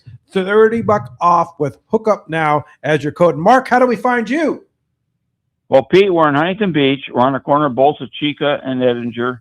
Phone number at the store is 714-840-4262. The website with pictures of all the really cool stuff that we make is PacificEdgeTackle.com. And we'll talk to y'all next week. Indeed. Happy New Year, everybody. Yeah, Happy New Year, Happy New Year, Mark. That's great stuff. We're talking about how warm the temperatures and such like that. And I think a lot of people know I've placed in Montana and like to go spend time. Montana has been experiencing like the warmest weather ever. Their December average temperature in southwestern Montana this year was 30 degrees above normal. Wow. Yeah, really? 30 degrees. That's a lot. And it's not good because they have no snow, or very little snow, or no snow. That they're going to rely on places. And Southwest is Yellowstone territory. Yes, exactly. Yeah, Wow. and that's tough. That they need the water, they need the rain. So let's hope that things change here for them. Will these systems that just pass through us, are they going to make it out that way? They're a lot of them are kind of coming south. Okay. It's like that Pineapple Express thing. But we'll keep our fingers crossed. Nothing in the immediate future for some of the parts of that, but hopefully, of course, the worst of it always comes in February, March, April kind of thing. So and it's also one of hopefully those, they get it. Yeah, it's one of those things that can stack up real fast too. Right. You're like, Right. I didn't check, but I know they were claiming some pretty insane snow dumps in Tahoe and Mammoth. Yeah. from this Yeah. last one. No, Do you know they- if those areas Oh, got they got got what it. they Oh, were they got talking about? dumped. Hammered. big time. Yeah, Hammered. absolutely hammered. That's all I'm saying. You never know. The right couple Yeah. of storms can come and just pack everything up nice and quick too. So But it shows you how things hope it change. happens. But even Yeah. their storms, right, were pretty warm, right? I mean, there was a lot of. Fortunately, at the higher elevations they got, but down lower elevations, it was pretty warm there too. So, yeah, the warm is good for us, but not so good in other places. The warm so. plus the water, because it's filling up all of our reservoirs right now. I check those all the time, watching our levels, because that's how we manage our drought, right? Yeah. It's through those water levels. And they're all filling up. All the big lakes or our reservoirs are filling up right now. And if you go, like I just drove up and back from Sacramento up the Central Valley there, and it's green.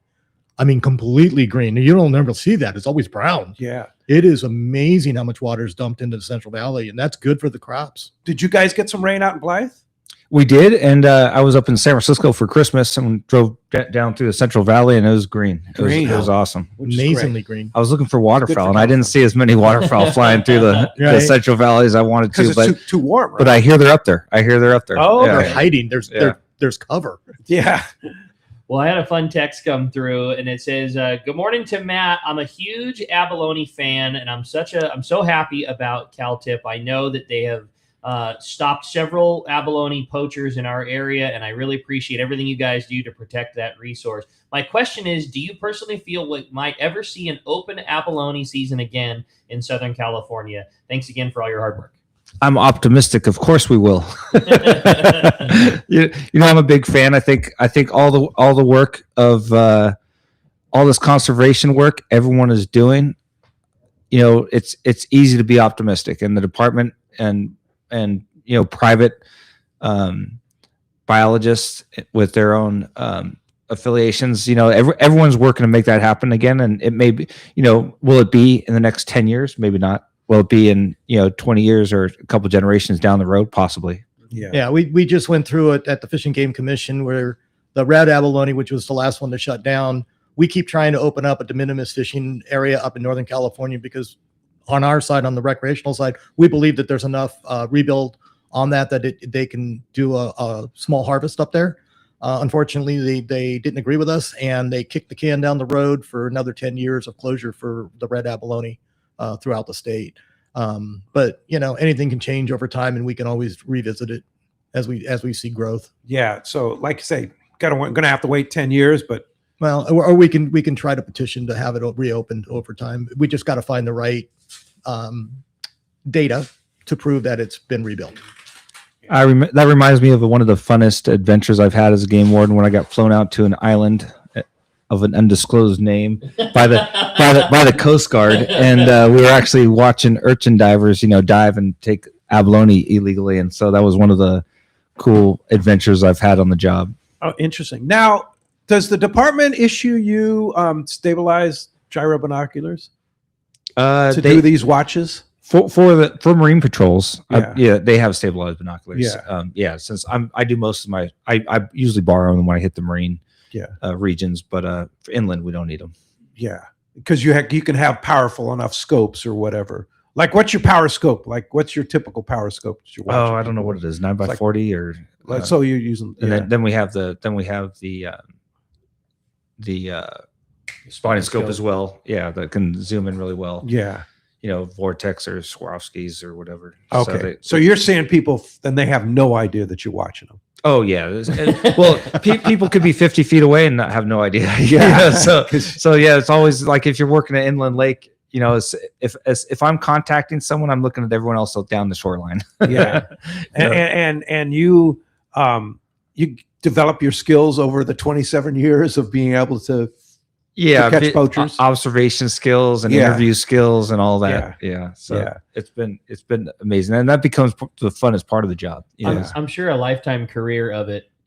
Somebody that's probably doing the wrong thing probably stands out like a sore thumb. You know what I mean? Like, just in talking to somebody, like mannerisms and everything else. Like you've seen all of it enough to, I'm sure that when you can, I don't know the right way to say, you can cut through the BS real fast, I'm sure. Yeah, the unnatural. That's what's fun about having time on now with the trainee, and then seeing someone who's doing something completely wrong, try to talk his way out of it.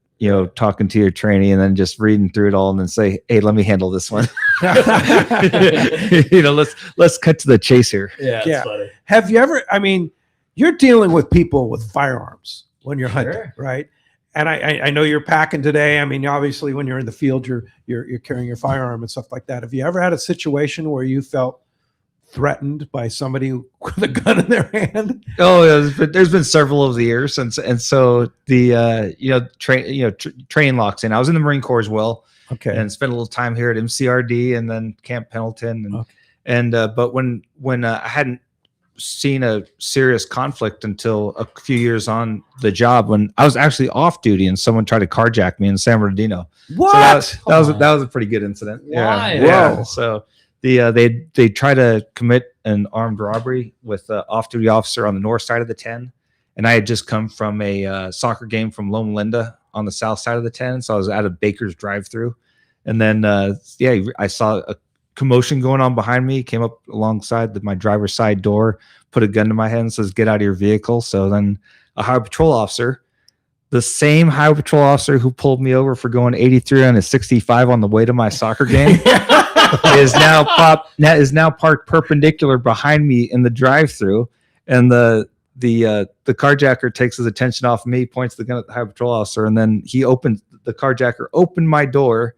And then when he pointed the gun at the highway patrol officer behind me, I was able to, tackle him, have some fun. And then the highway patrol officer came around and helped me out. Crazy. Oh yeah, it was good. What a wild story. Did he give you a citation? No, he gave me a break. Yeah. As he should. Yeah. So whose car was it? Was it the highway patrol because he was on duty? Was it his to take in? The person, the perp itself. Was that person under you to turn in, or was it the highway patrol? Oh well, unfortunately, he didn't make it, and so it was a big scene. What a trip. Yeah, I think the San Bernardino Sheriff's Department took over that jurisdiction. Yeah. Interesting. Wow. You had three different people there. Yeah, Crazy. Yeah, the fishing game's the one who really made it happen, though. That's right. Let's be clear on who the real hero is here. That's it. That's a wild story. Speaking of binoculars, I want to remind you that instant rebate on the Fujinon TSX 1440s at Baker Marine is good through the 11th of January. So if you want to get that $175 off one of the best values in gyro binoculars in the world, for sure, the Baker Marine TSX or Fujinon TSX 1440, you've got this week to do it. No doubt about that, and that's some of the best stabilized binoculars you can get for the money for the marine environment. However, when you were asking about that, I was thinking about the pair that you just got. Yes. Baker's own stabilized glass, which are fantastic. That's what I was thinking. And they're like $700 or $800, and can just so easily and small and compact fit in a chest I harness. travel with them all the time. A pair of that is going to change the game in field binoculars. This no question. Stabilizing gets so much better that you can now reach distances that you just couldn't before. You can't handle a 40 power with your hand, or 14 power rather with your hands. It's just too shaky. And now you put that stabilizing in there and it's perfect. And it's super lightweight. Yeah. I love those things. I don't own a pair yet, but I got to play with Pete's and they are fantastic. Yeah. And I do have a pair of true gyro glasses, and the level of stabilization that you get for a fraction of the cost was really impressive. Yeah, it is an impressive. And they're out of them. They sold out of them, but they're supposed to get them back this January. Okay. So check with Baker Marine. Okay. And I know several of our listeners are trying to go get them, but they'll have them real soon. They're going to replace my hunting binoculars without question. Oh yeah, no question. Yeah. I'll have to check them out. Well, I should have brought them down for you to check out, because they're something that you guys in the field would just love. Since you're not on a moving platform, they're not great. They're usable on the water, but they're not great on the water like the TSX 1440s would be. But it really is. It's almost like on the land. It's almost like putting your spotting scope up to your eyes. Yeah, it's that level of distance that you. It's a 14 power by just in your hands, super quick. Yeah, you can imagine. Have them in your chest harness, pop up to your eyes, and all of a sudden you can legitimately see out a couple miles with just handheld. And then put them right back down and get right back there. They're really slick. I really want to get a pair. Yeah, for sure. I know a lot of hunters That's going to change the game. I have a great text here from our good buddy Reggie in Camarillo. He says, "Good morning, guys. Happy New Year. One of the biggest regrets I have as a lifelong angler is not purchasing a lifetime fishing license when I was younger. At an age when it stopped considering purchasing a lifetime license, at what age should one stop considering purchasing a lifetime license and just buy a typical annual one?" Well, that's up to you, Reggie. How long are you going to I mean, there's really no answer to that. But I wanted to bring that up because that lifetime license for somebody who's young, I mean, somebody who's turned 16 and needs a license, or somebody that is in their 20s or 30s is kind of a no-brainer at one point, right? Yeah, and it all depends on everyone's personal financial situation. Sure. If you can afford it, great, go get it. If you can't, then buy another seasonal license, and when you can, when you win the lottery, or know. How much is that lifetime? Is it 700? Something like that? It varies according to age. Right. That's why it has to be a personal decision based on your The personal younger situation. you are, the more expensive it is. The biggest key, because I looked into it, because I want to get one for both my boys. Yeah. Like that's my our plan. And when it's the least expensive is before license purchasing age. So you don't like it.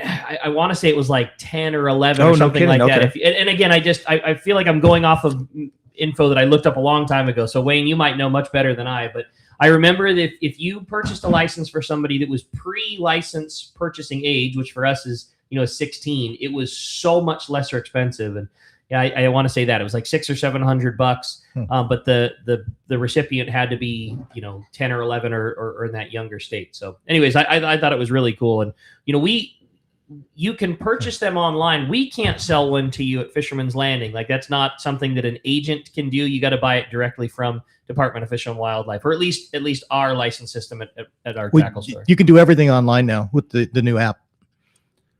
And checking it out now, from ages 0 to 9, you can buy a lifetime license for $709, and then it doesn't get that cheap again until you're 62 years old. Right. So if you buy it before you need a license, it's cheaper. Well before, like 9 years old. Like, so he's not going to need a license for another, 7 years if it's a 9-year-old. Yeah. But then it's 700. That thing is going to cover itself. With licenses always go up a few bucks a year. Like 5-10 years, that thing's going to be well paid for. Yeah, exactly. Yeah. So if you're expecting to be around and fish in California for 10 years, it's probably a good decision. Yeah. That's my plan. I want to get one for both my boys. So I just need to buck up, and make that happen before they're stabilize 9. binoculars. Yeah, my 9-year-old boy, actually, he's going to turn 10 this year, but he caught a 7-pound channel cat out on the Colorado River, and we did fish and chips with it. Hey, and all right. I was excited. That's awesome. That's awesome. Hey, something that came up earlier in the first hour was talking about the rewards program. Just to let everybody know, the rewards program is run by a citizen group known as CalTIP Rewards Committee, which I'm on. And the rewards come entirely from donations. No state funds are used. The CalTIP Rewards Committee, not the CDFW, receives and administers those funds.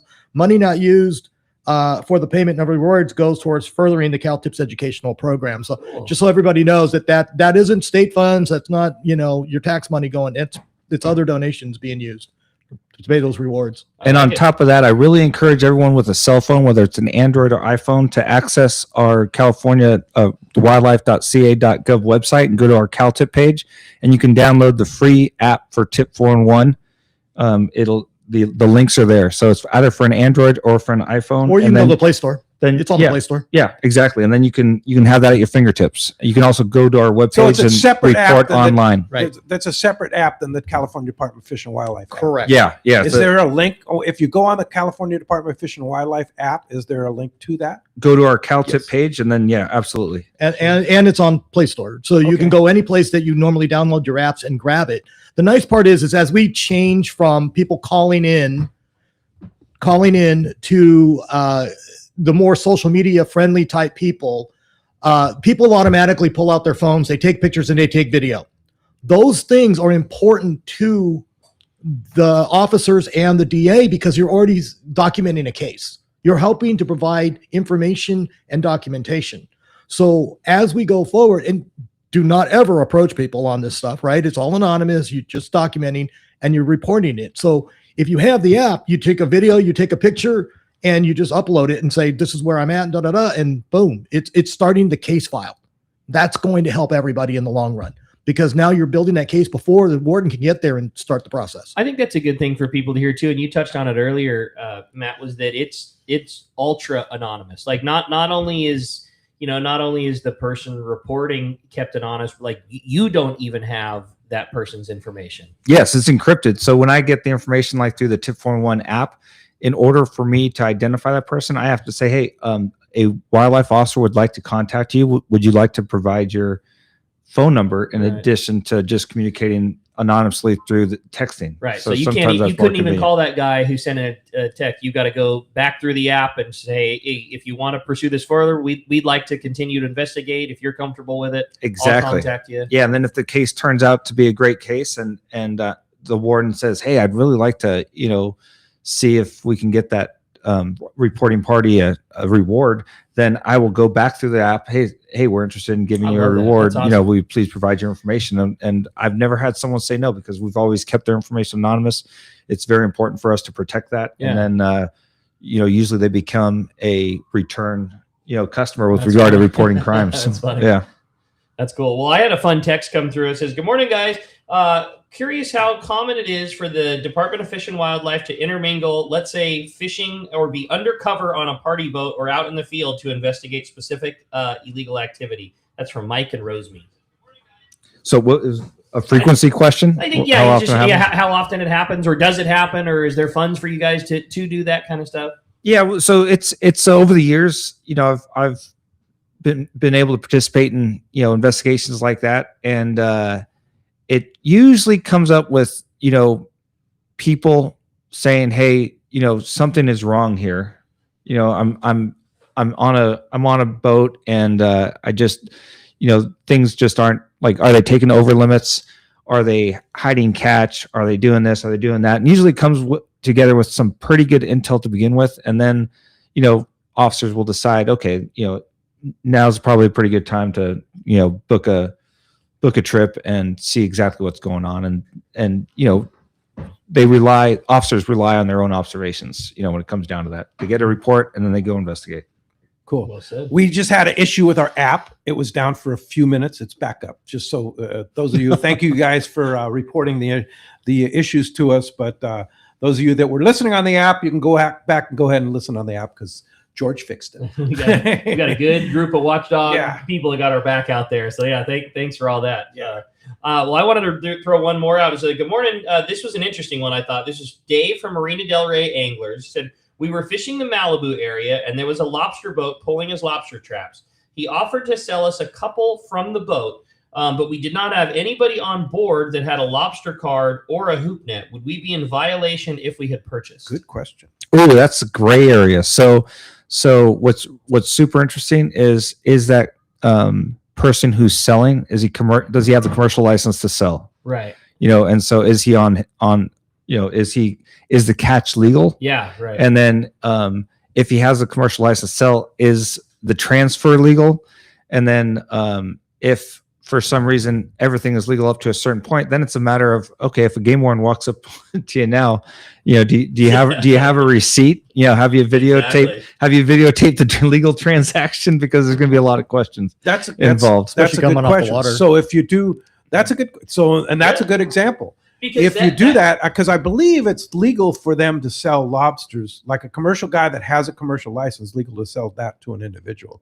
Commercial sales license. Yeah. Like he could be completely legal in doing what he was doing, but then it's up to you to now. And these local marine officers, they know more the intricacies of the law. Of course. And so I may be overlooking something real obvious to them and saying, no, you can't do that because there's this. But I think that the idea of videotaping the exchange with the commercial guy is a good idea, because it's documentation. You're documenting that you're handing the guy some money, you're purchasing him, you're not actually fishing that you didn't catch it on a rod and reel, which is illegal. Yes, like if you're at an inland lake, right, and you're within your legal trout limit and you want to give a fish away, then the person, without a fish, he may without a fishing rod, is in possession of a fish. Yeah, right. And so now, how did you obtain that fish? Was it legally caught?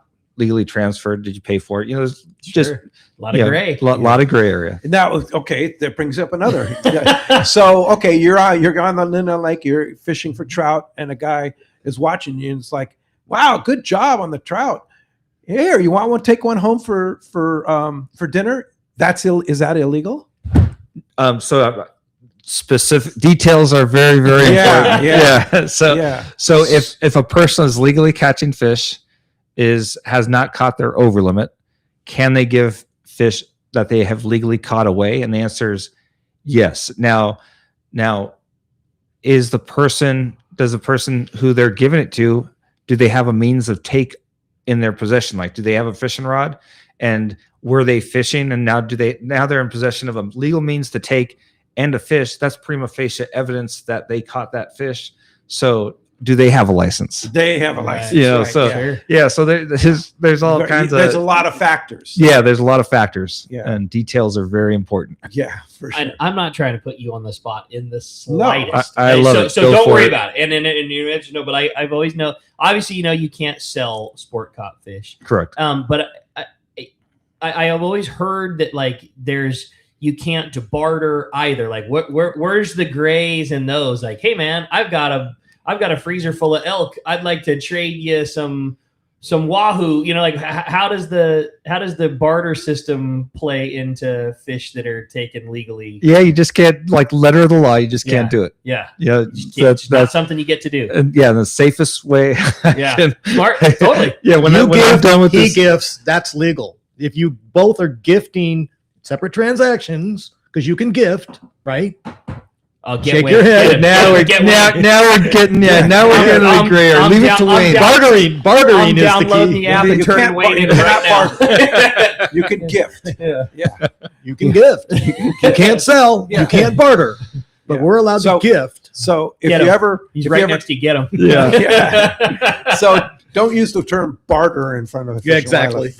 Right. It's a gift. Yeah. So I have a great text here from Mike and Rosemead. A lot of interesting texts, and thanks guys for bringing them through, and appreciate that very much. Good morning. How common is it for the DFW to intermingle, let's say, go fishing as an undercover officer on a party boat out in the field and investigate a specific illegal activity? I think you were dealing with the app. Okay, that was the app. Yeah. Okay, you already covered that. Yeah, so when the demand is there, we try to make it happen. Yeah. But everyone should assume there's an undercover game warden on every boat you fish on. Absolutely. Yeah. Try to do the right thing when no one's looking. Yeah. And that would be anywhere. They could be anywhere in any place. And I've heard some wild stories about, like up in Alaska. Yeah, that's what I was thinking Some also. amazing stories about Fish and Wildlife officers in Alaska booking trips to a lodge and having a great time fishing with these guys. And then at the end, like, hey, guess what? Yeah, we're over limits. And there was some, and it's on you. Yeah, there was some not so good activities that those particular people were doing. Like, oh, you're really not supposed to, but don't worry about it, man. We'll slide this one in for you. And then at the end of said trip, they just said, all right, well, we got some bad news, boys. All those rules that you turned your nose up at. Well, here's our badge. Like, that's it. Right. And I love watching reruns of Wild Justice. Totally. Totally. Especially knowing all those guys. Yeah. We're a small agency, and we train together or do details together, and we know each other throughout the state, and it's a big family. And so it's fun seeing your friends go out there. So you may have covered this while I was dealing with the app issue. How many of those investigative reports come from CalTIP? Like would CalTIP intermingle with that? I mean, in other words, how many of those, okay, we need to go undercover to get this job done? How many of those CalTIP came from a CalTIP report where you went undercover? Oh, okay. So, well, it would always come not necessarily CalTIP, but developed information. Yeah. So and then what's cool about the CalTIP program is if a lot of people will call their warden directly. It won't be a CalTIP. You would have developed a personal relationship with your local game warden, and saying, hey, this is what's happening over here. And it's we had the analogy of, like if you're playing Monopoly and someone's like cheating at Monopoly, is it a good thing or bad thing to let other people who are playing in the same game know that, hey, this person is taking our money? if you're sitting at a poker table, right, is it a bad thing to point out someone who's working with the dealer and taking all your money at the poker table?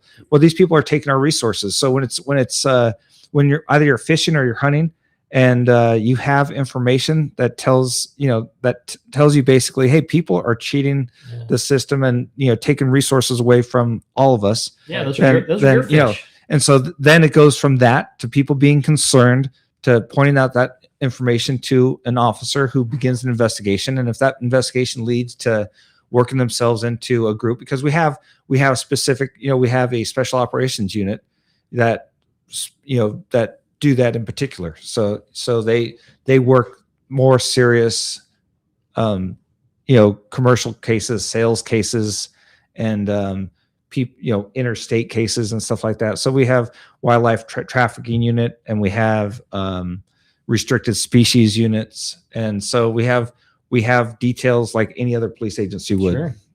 All right. I dig it. Hey, when we come back, we got a lot more Let's Talk Hookup coming your way. We got more catch reports. We got more great info with Matt. You stay tuned. You're listening to Let's Talk Hookup, Southern California sport fishing voice on the Let's Talk Hookup app, as well as Facebook and YouTube Live.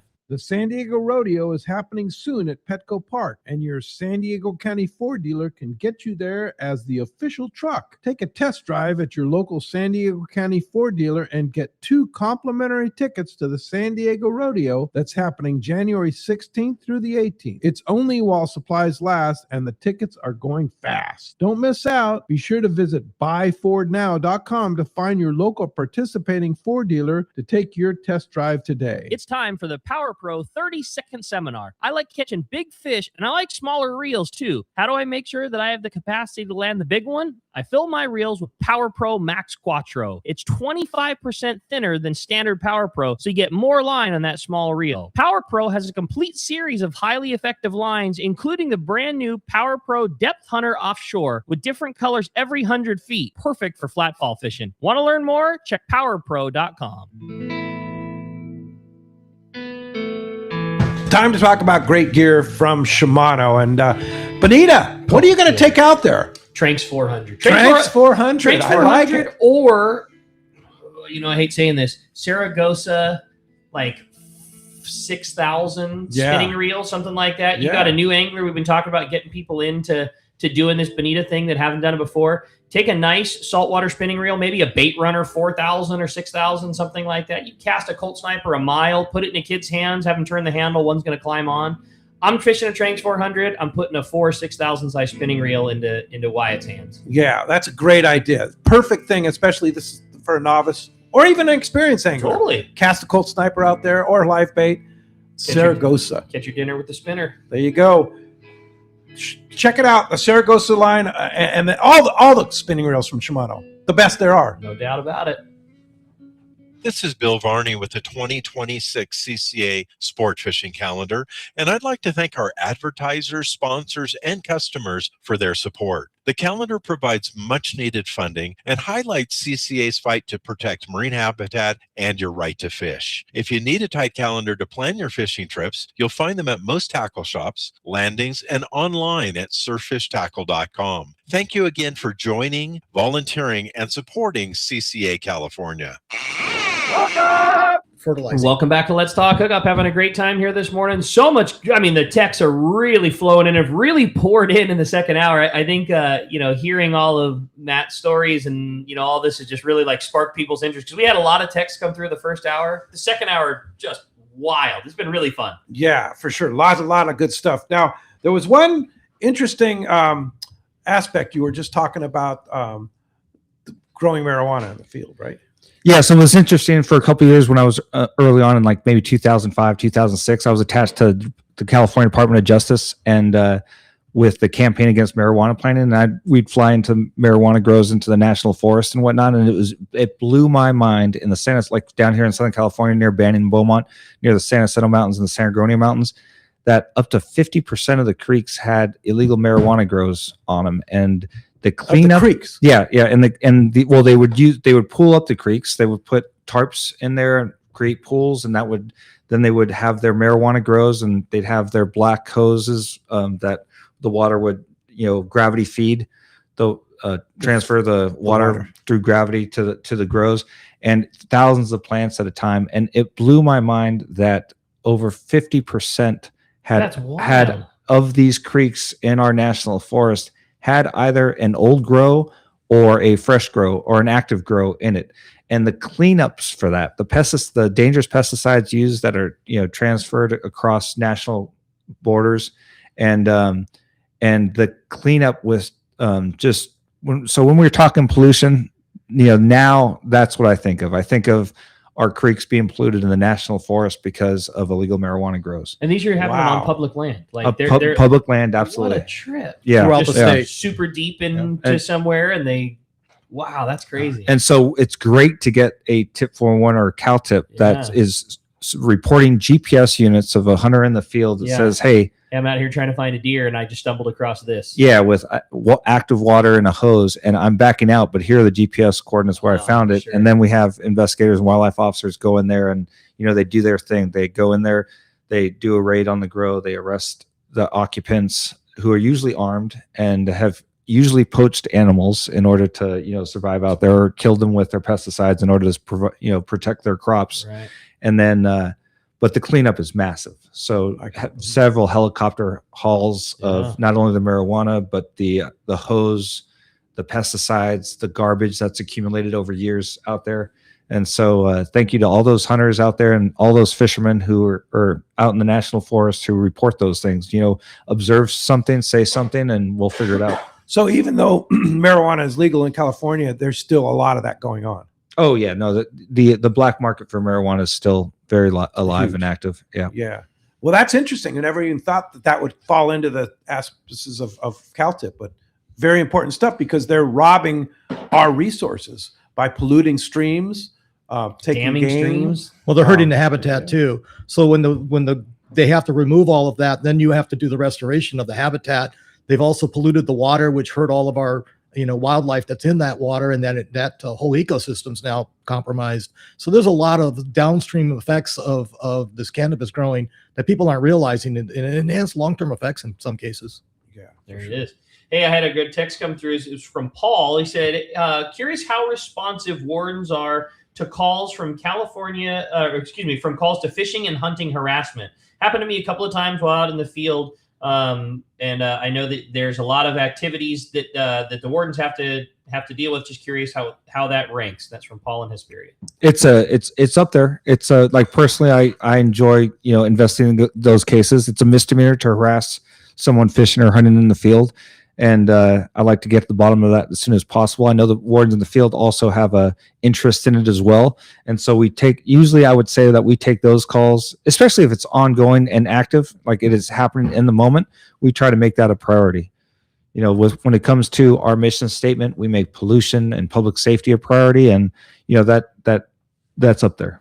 Yeah, we were talking about licensing and how important it is to remember that your license is renewed. Tommy P writes here, he says, I just got notice for my fishing license renewal from Fish and Game. My license did not expire until mid-January, but I renewed before the expiration date, and the new license was dated at the start of the expiration date, not the day I renewed it. Oh, that's great. Which is important information. And also he says that's all on the app. So if you That is have correct. the DFG app, it's going to notify you when your fishing license is up. But you still should keep track of it and make sure you know. I tell everybody to put a calendar appointment, just like you do with your Mexican license. Yeah. So you don't forget. Yeah. But And thanks, Tommy P, for that. You cannot, at least, I mean, I don't know how the app works, but I know in a tackle store, you cannot purchase your license if you're if you're outside of 45 days of expiration. So, Interesting. So if I wanted to, like my license, I bought mine last year on March 1st. But I'm thinking about it today because back in the day I used to always buy it, at the first of the year. And so it was on my mind right now. If my license doesn't expire until March, I can't go into Fisherman's Landing and purchase another one until we're within 45 days of it expiring. That's kind of how the old calendar system worked. You couldn't buy it so many days before Christmas if you're buying for a gift or for yourself. So yeah. And when I tell everybody now, because you have the online app, there is an auto renewal function. Just click it and leave your credit card there because that's what you paid for it with anyway. And you'll let it automatically renew, and then you don't have to worry about it. Yeah. Or if you owned a tackle store and you loved guys coming in and buying their fishing licenses, just keep doing that and supporting your local tackle store. There you That'd be a good thing, go. too. No doubt. Thanks, Wayne. Get him. Yeah. A great text here from Kathleen in Ocean Beach. He says, "Good morning, gentlemen. What a very knowledgeable show today is." Question for Matt. Your daughter just got her first deer at 6. Wow. Hey. My was she, how old was she? 12 years old. 12 years old. Okay. Yeah. So she actually was 12. My husband wants to take our 6-year-old out as well, but thought that he was too young. Do you think it's too young for your daughter at 12? Okay, so my daughter's at 12 and she's been hunting for 3 years now. So Okay. you can't So hunt. she started at 9. Yeah, and that, so first children, you can get them. It's every parent, parents, discretion, but they can get their hunting. They have to pass their hunter education program. When my daughter passed it, it was all online, and so she did that. And then I took her out in the field and I had her practice with unloaded firearms, several times. And then she went waterfowl hunting. She participated in the Cibola Junior Waterfowl Hunt, and this last year she also participated in the Blythe or the Danny Robinson Junior Pheasant Hunt, and so then it was important. You can't hunt big game until you're 12, and so you cannot hunt big game until 12, right? But you can hunt waterfowl. Yeah, you can hunt waterfowl, and as soon as you get upland birds, upland game. And At any age? when you get your license, when you pass your license, And how old do you have to be to get your license? you can do it at any age, but usually a 9 or 10-year-old is at the correct age. So a 6-year-old, if the caller has a daughter or son at 6-year-old, then that's probably too young. Especially, you got to find a weapon that fits, or a firearm that fits them. So whether it's a small 410 or a small rifle, and that has a lot to do with it too. The hunter, the child's maturity and their size, shouldn't be a factor, but it is a factor, with regard to their own safety. Yeah. What about coming along with dad? Is there any restrictions, anything like that, like participating in it? But Mentorship is the best way to go. Even if you're an adult, you should go with someone who has experience hunting. A lot of time during COVID, a lot of the new hunters, new adult hunters would go out and think they could handle it by themselves with no mentor. And it's really important, regardless what age you are, when you're going out ocean fishing, or whether you're hunting inland, it's super important to have a mentor with a lot of experience and, feed off of them. that's great. Yeah. That's great info. And I will say this, the hunter education program that is required to get a hunting license is a really great program. Unlike the boater card of California, it's an actual safety. It's an actual safety thing, and you actually learn things that are important when you go out in the field. And so it's certainly encourage people to go take that course. And or at least most of the courses, it's hand-on, being performed by an expert in their trade. Like you're getting a little slice of that mentorship to get your license to do that. What's your feeling about taking that course online versus doing a live hunter safety course? If you have the mentorship available to you, that was fine. When my daughter took it online, she was very capable. She reads, she can write, she was able to understand the material presented to her in the hunter education manual, and then take the test, and I was impressed. And then I knew that I would be walking her through all the firearm safety, because every game warden is a hunter education instructor. And so when I started in Banning, I would have my garage full of 20 to 30 kids from the neighborhood, and they would all take their hunter education That's cool. class. And so, and then when I take them on junior waterfowl hunts, so the weekend after general waterfowl season is owners of duck clubs on the north end of the Salton Sea. I'm thinking of Dick Launders in particular was one of them. He made his property available for junior waterfowl hunts. And so the kids that I would teach in the class, I would take them out to the junior waterfowl hunts with their fathers, and they'd go amazingly get like limits of Drake mallards. Wow. You had good teachers. Yeah, for sure. I thought this was a fun one. This is a great show. My question for Matt, love all this information. Could you go over the rules on snagging fish? I've watched people snag fish both intentionally and completely unintentionally. Would like to know the rules. That's from DJ in San Diego. So So by letter of the law, a fish has to voluntarily take the hook in its mouth. And so if they do not, if the hook is not in its mouth, then, if it catches their, gets them in the gills or gets them in the tail, then it's considered a foul hook. And so if it's a foul hook, when you bring it to the boat, or, basically you're required to release it because the fish didn't take it voluntarily in its mouth. So that's basically the definition. That's snagging. And then, of course, we're not getting into the huge treble hooks up on the American River that are used to intentionally snag salmon in order to illegally take those fish. Is that a cow tip offense that should be reported when you see somebody that's obviously snagging? It's that would be used discretion. If I were to see that and I know it was done intentionally, I would say, hey, just to let you know, this is the fish has to voluntarily take it in its mouth. That's a foul hooked fish. You're supposed to return it.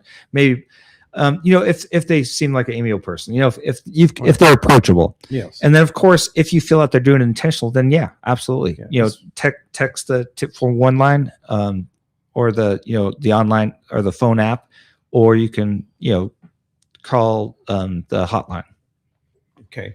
So here's another interesting question here. Robert from Canyon Country he says, take a picture of your fishing license in case you don't have Wi-Fi on the water. So in other words, your fishing license is on the app, but is that, if somebody shows you a photo of their fishing license, is that good enough? We can follow up on it. Of course, having that app available to you and being online is the way to do it. I tell everybody to refresh it because then it'll be on there when you go offline. Yes. But you want to make sure that you do it before you leave. That's the best way to do it. Absolutely. Explain that one more time, Wayne. I'm sorry. So what happens is on the app for the license, you can bring it up on your phone, and then it'll be there when you go offline. So that picture is there. Technically, you're not supposed to be able to show a picture of a license to an officer, but now with all the technology, they can take your number off of that picture and look you up. Got it. Exactly. Yeah. I often think, so let's say we're out lobster fishing and we have a lobster report card.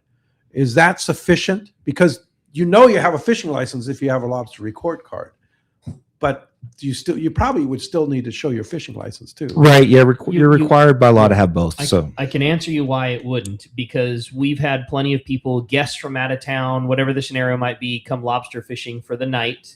And so I can issue them a one-day license, which then they can buy their lobster card and they can catch their lobsters and they fly back to Montana or wherever they go. Because a one-day license is regardless whether you're a resident or not. So in theory, you could have bought a one-day license, got your lobster card, and then months later not have a fishing license, go back out there, show that lobster card. That makes sense. Yeah, so I didn't think about that aspect. So you still need to have both when you're out lobster fishing, for sure. Totally. Right.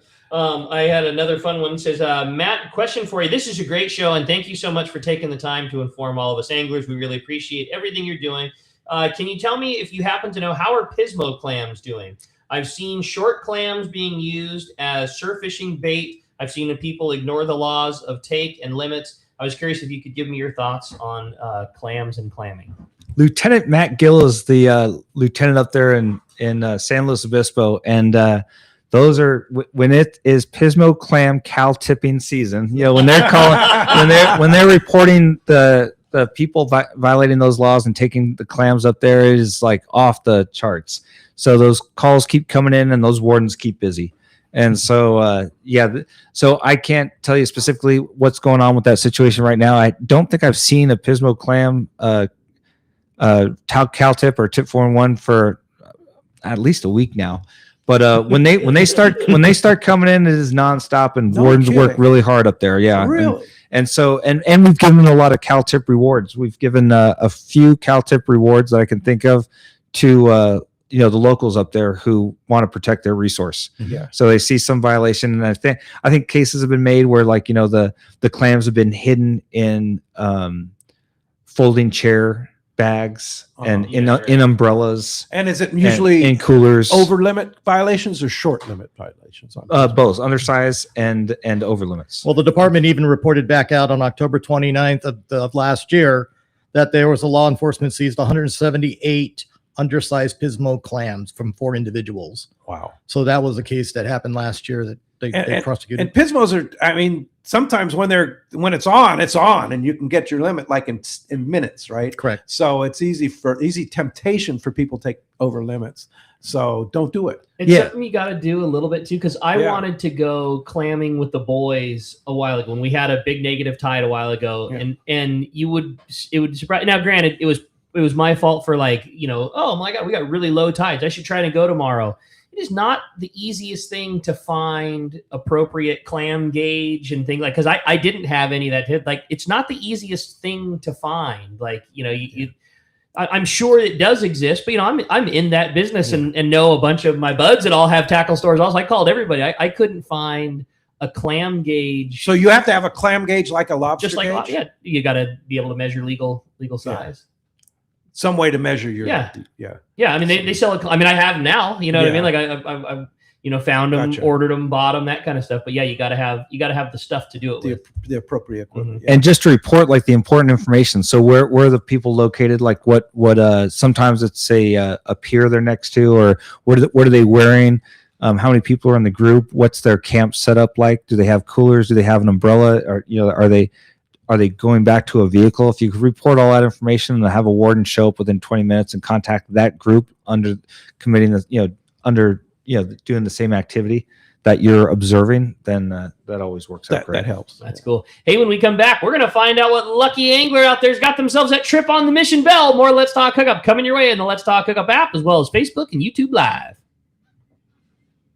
I believe there is no doubt that the finest sport fishing in the world starts right here in San Diego. This is Captain Frank Lepresti. Our fleet of long-range boats and crew are unmatched, and the Royal Polaris and Shogun are right at the top of the list. Captain Jonathan Yamati and his crew aboard the Royal Polaris are considered to be the finest long-range vessel in the world. From summer bluefin, yellowtail, and wahoo to giant yellowfin tuna, our record is unmatched. The Shogun, under the direction of Captain Rene Monteagudo, has become one of the most popular long-range boats in the fleet. This big, wide, solid riding vessel has gained a reputation for catching fish and treating their customers to an epic vacation on the water. I am so proud of Jonathan, Rene, and the crews on both the Royal Polaris and Shogun, as they have helped me keep the reputation of the premier vessels in the long-range fleet. Come see for yourself. Book a trip on the Royal Polaris or Shogun today. Check RoyalPolarisSportFishing.com or ShogunSportFishing.com, or call Monica or Jen in the office at 619-226-8030. A top fleet and superb fishing is what Seaforth Sport Fishing in Mission Bay is all about. With free parking and fully stocked tackle shop, it's no wonder Seaforth Sport Fishing is a favorite among anglers. Come aboard top boats like the Aztec, Cortez, Endeavor, Apollo, Outer Limit, El Gato Dos, Pride, Tribute Pacifica, Pacific Voyager, and the Voyager. Plus, the new Seaforth, Sea-Watch, and San Diego offer the finest half and full day trips available. Seaforth Sport Fishing. For charters or regular open parties, schedule check seaforthlanding.com. Run by fishermen for fishermen in Mission Bay. For your next fishing adventure, check Point Loma Sport Fishing. They offer half-day and full-day trips daily, perfect for families and the novice or seasoned fishermen. Point Loma Sport Fishing also offers overnight to multi-day trips, targeting the best of seasonal catches. Visit PointLomaSportFishing.com, where you can purchase tickets online and get more information on the trips available, or call 619-223-1627. Want to go fishing? Point Loma Sport Fishing has you covered. One rod has set the standard for serious saltwater anglers worldwide, and that's CalStar. From the rugged dependability of the West Coast Series, the lightweight strength of the Graphiter, or the performance of the GG Series, all CalStar rods are handmade right here in Southern California of the finest materials and craftsmanship. Check out the new CalStar models now available, as well as upgrades to the classic rods that you know and love. If you want your tackle to be state-of-the-art tools to get the job done right, it's CalStar at fine tackle dealers. Everyone has their go-to fishing spot. My spot is Kingfisher Charters in Sitka, Alaska. Rock Cod Rick here to say if you're looking for the ultimate Alaska experience and the best value in Alaska, it's Kingfisher Charters. Owner Seth Bone and his crew consistently deliver deluxe accommodations, the finest food, world-class fish processing, and top-of-the-line fishing experience. We've literally sent hundreds of our listeners to Kingfisher, and they all can't wait to go back. Most Alaska resorts make big promises, and they don't deliver, or they'll nickel and dime you to drive up the cost, but not Kingfisher. Kingfisher, everything is included. Your license, fish processing, super deluxe accommodations, amazing food, airport transfers, your gear, literally all you need to bring is your layer clothing, and Kingfisher covers the rest. They also have the finest boats and charter captains in Sitka, all for the ultimate value. Take it from me, book your trip to Kingfisher Charters and you'll thank me. Kingfisher Charters, 800-727-6136 or check kingfishercharters.com. Welcome back to Let's Talk Hookup. Okay, it's time to find out the big winner of a full day trip on board the Mission Belle. Matt's going to do us the honors, flip that prize coin. Today we have a texter. Congratulations, John in Ocean Beach. You are going fishing on board the Mission Belle. You are going to love it. Wow. Matt, thank you for This is taking great, the time. Matt. Thanks for driving out and Thank you informing so our much. listeners about CalTip. And if somebody wants to utilize CalTip, give us the best ways to do it. So call Tip 411 or call the hotline at 888-334-2258. Or Which is 888-334-CalTip. yes, Yeah. and it's the CALT of CalTip, the last four of that. And then, of course, there's an online app. Go on our website and download, whether you have an Android or iPhone, download the free Tip 411 app, and you can also text or report it online directly through our website. And then document, right? That's key. Yeah, for you yeah. guys. Who, what, why, where, when, and Yeah. all the Pictures questions are helpful. Pictures and videos are absolutely helpful. And my email is on the website, CalTip page. You're welcome to send me an email and ask any questions you have. There you go. Awesome. Thank you for taking the time. Appreciate that. And keep up the great work. Yeah, with this is great, reporting the man. poachers. And Thank you so much for Please having do me. your part out there too. Right, Wayne? Absolutely. Yeah. Help us out. Thanks for making this happen, Wayne. This is fun. Great job. Absolutely. This is Wayne, really Wayne cool. made it happen. Yeah. Thanks that for was fun. coming in. And hey, you made it happen too. Thank you out there for doing such a great job. We appreciate you. And thanks to Adam for all he does on our Let's Talk Hookup app. Hey, tomorrow, watch out. Captain Joel Ralston will be here. He's a commercial fisherman now, but been around for a long time. So Strap in. Strap in. We'll see you tomorrow morning, 7 to 9 a.m. right back here on the Let's Talk Hookup app, Facebook, YouTube Live, and 97.3 The Fan.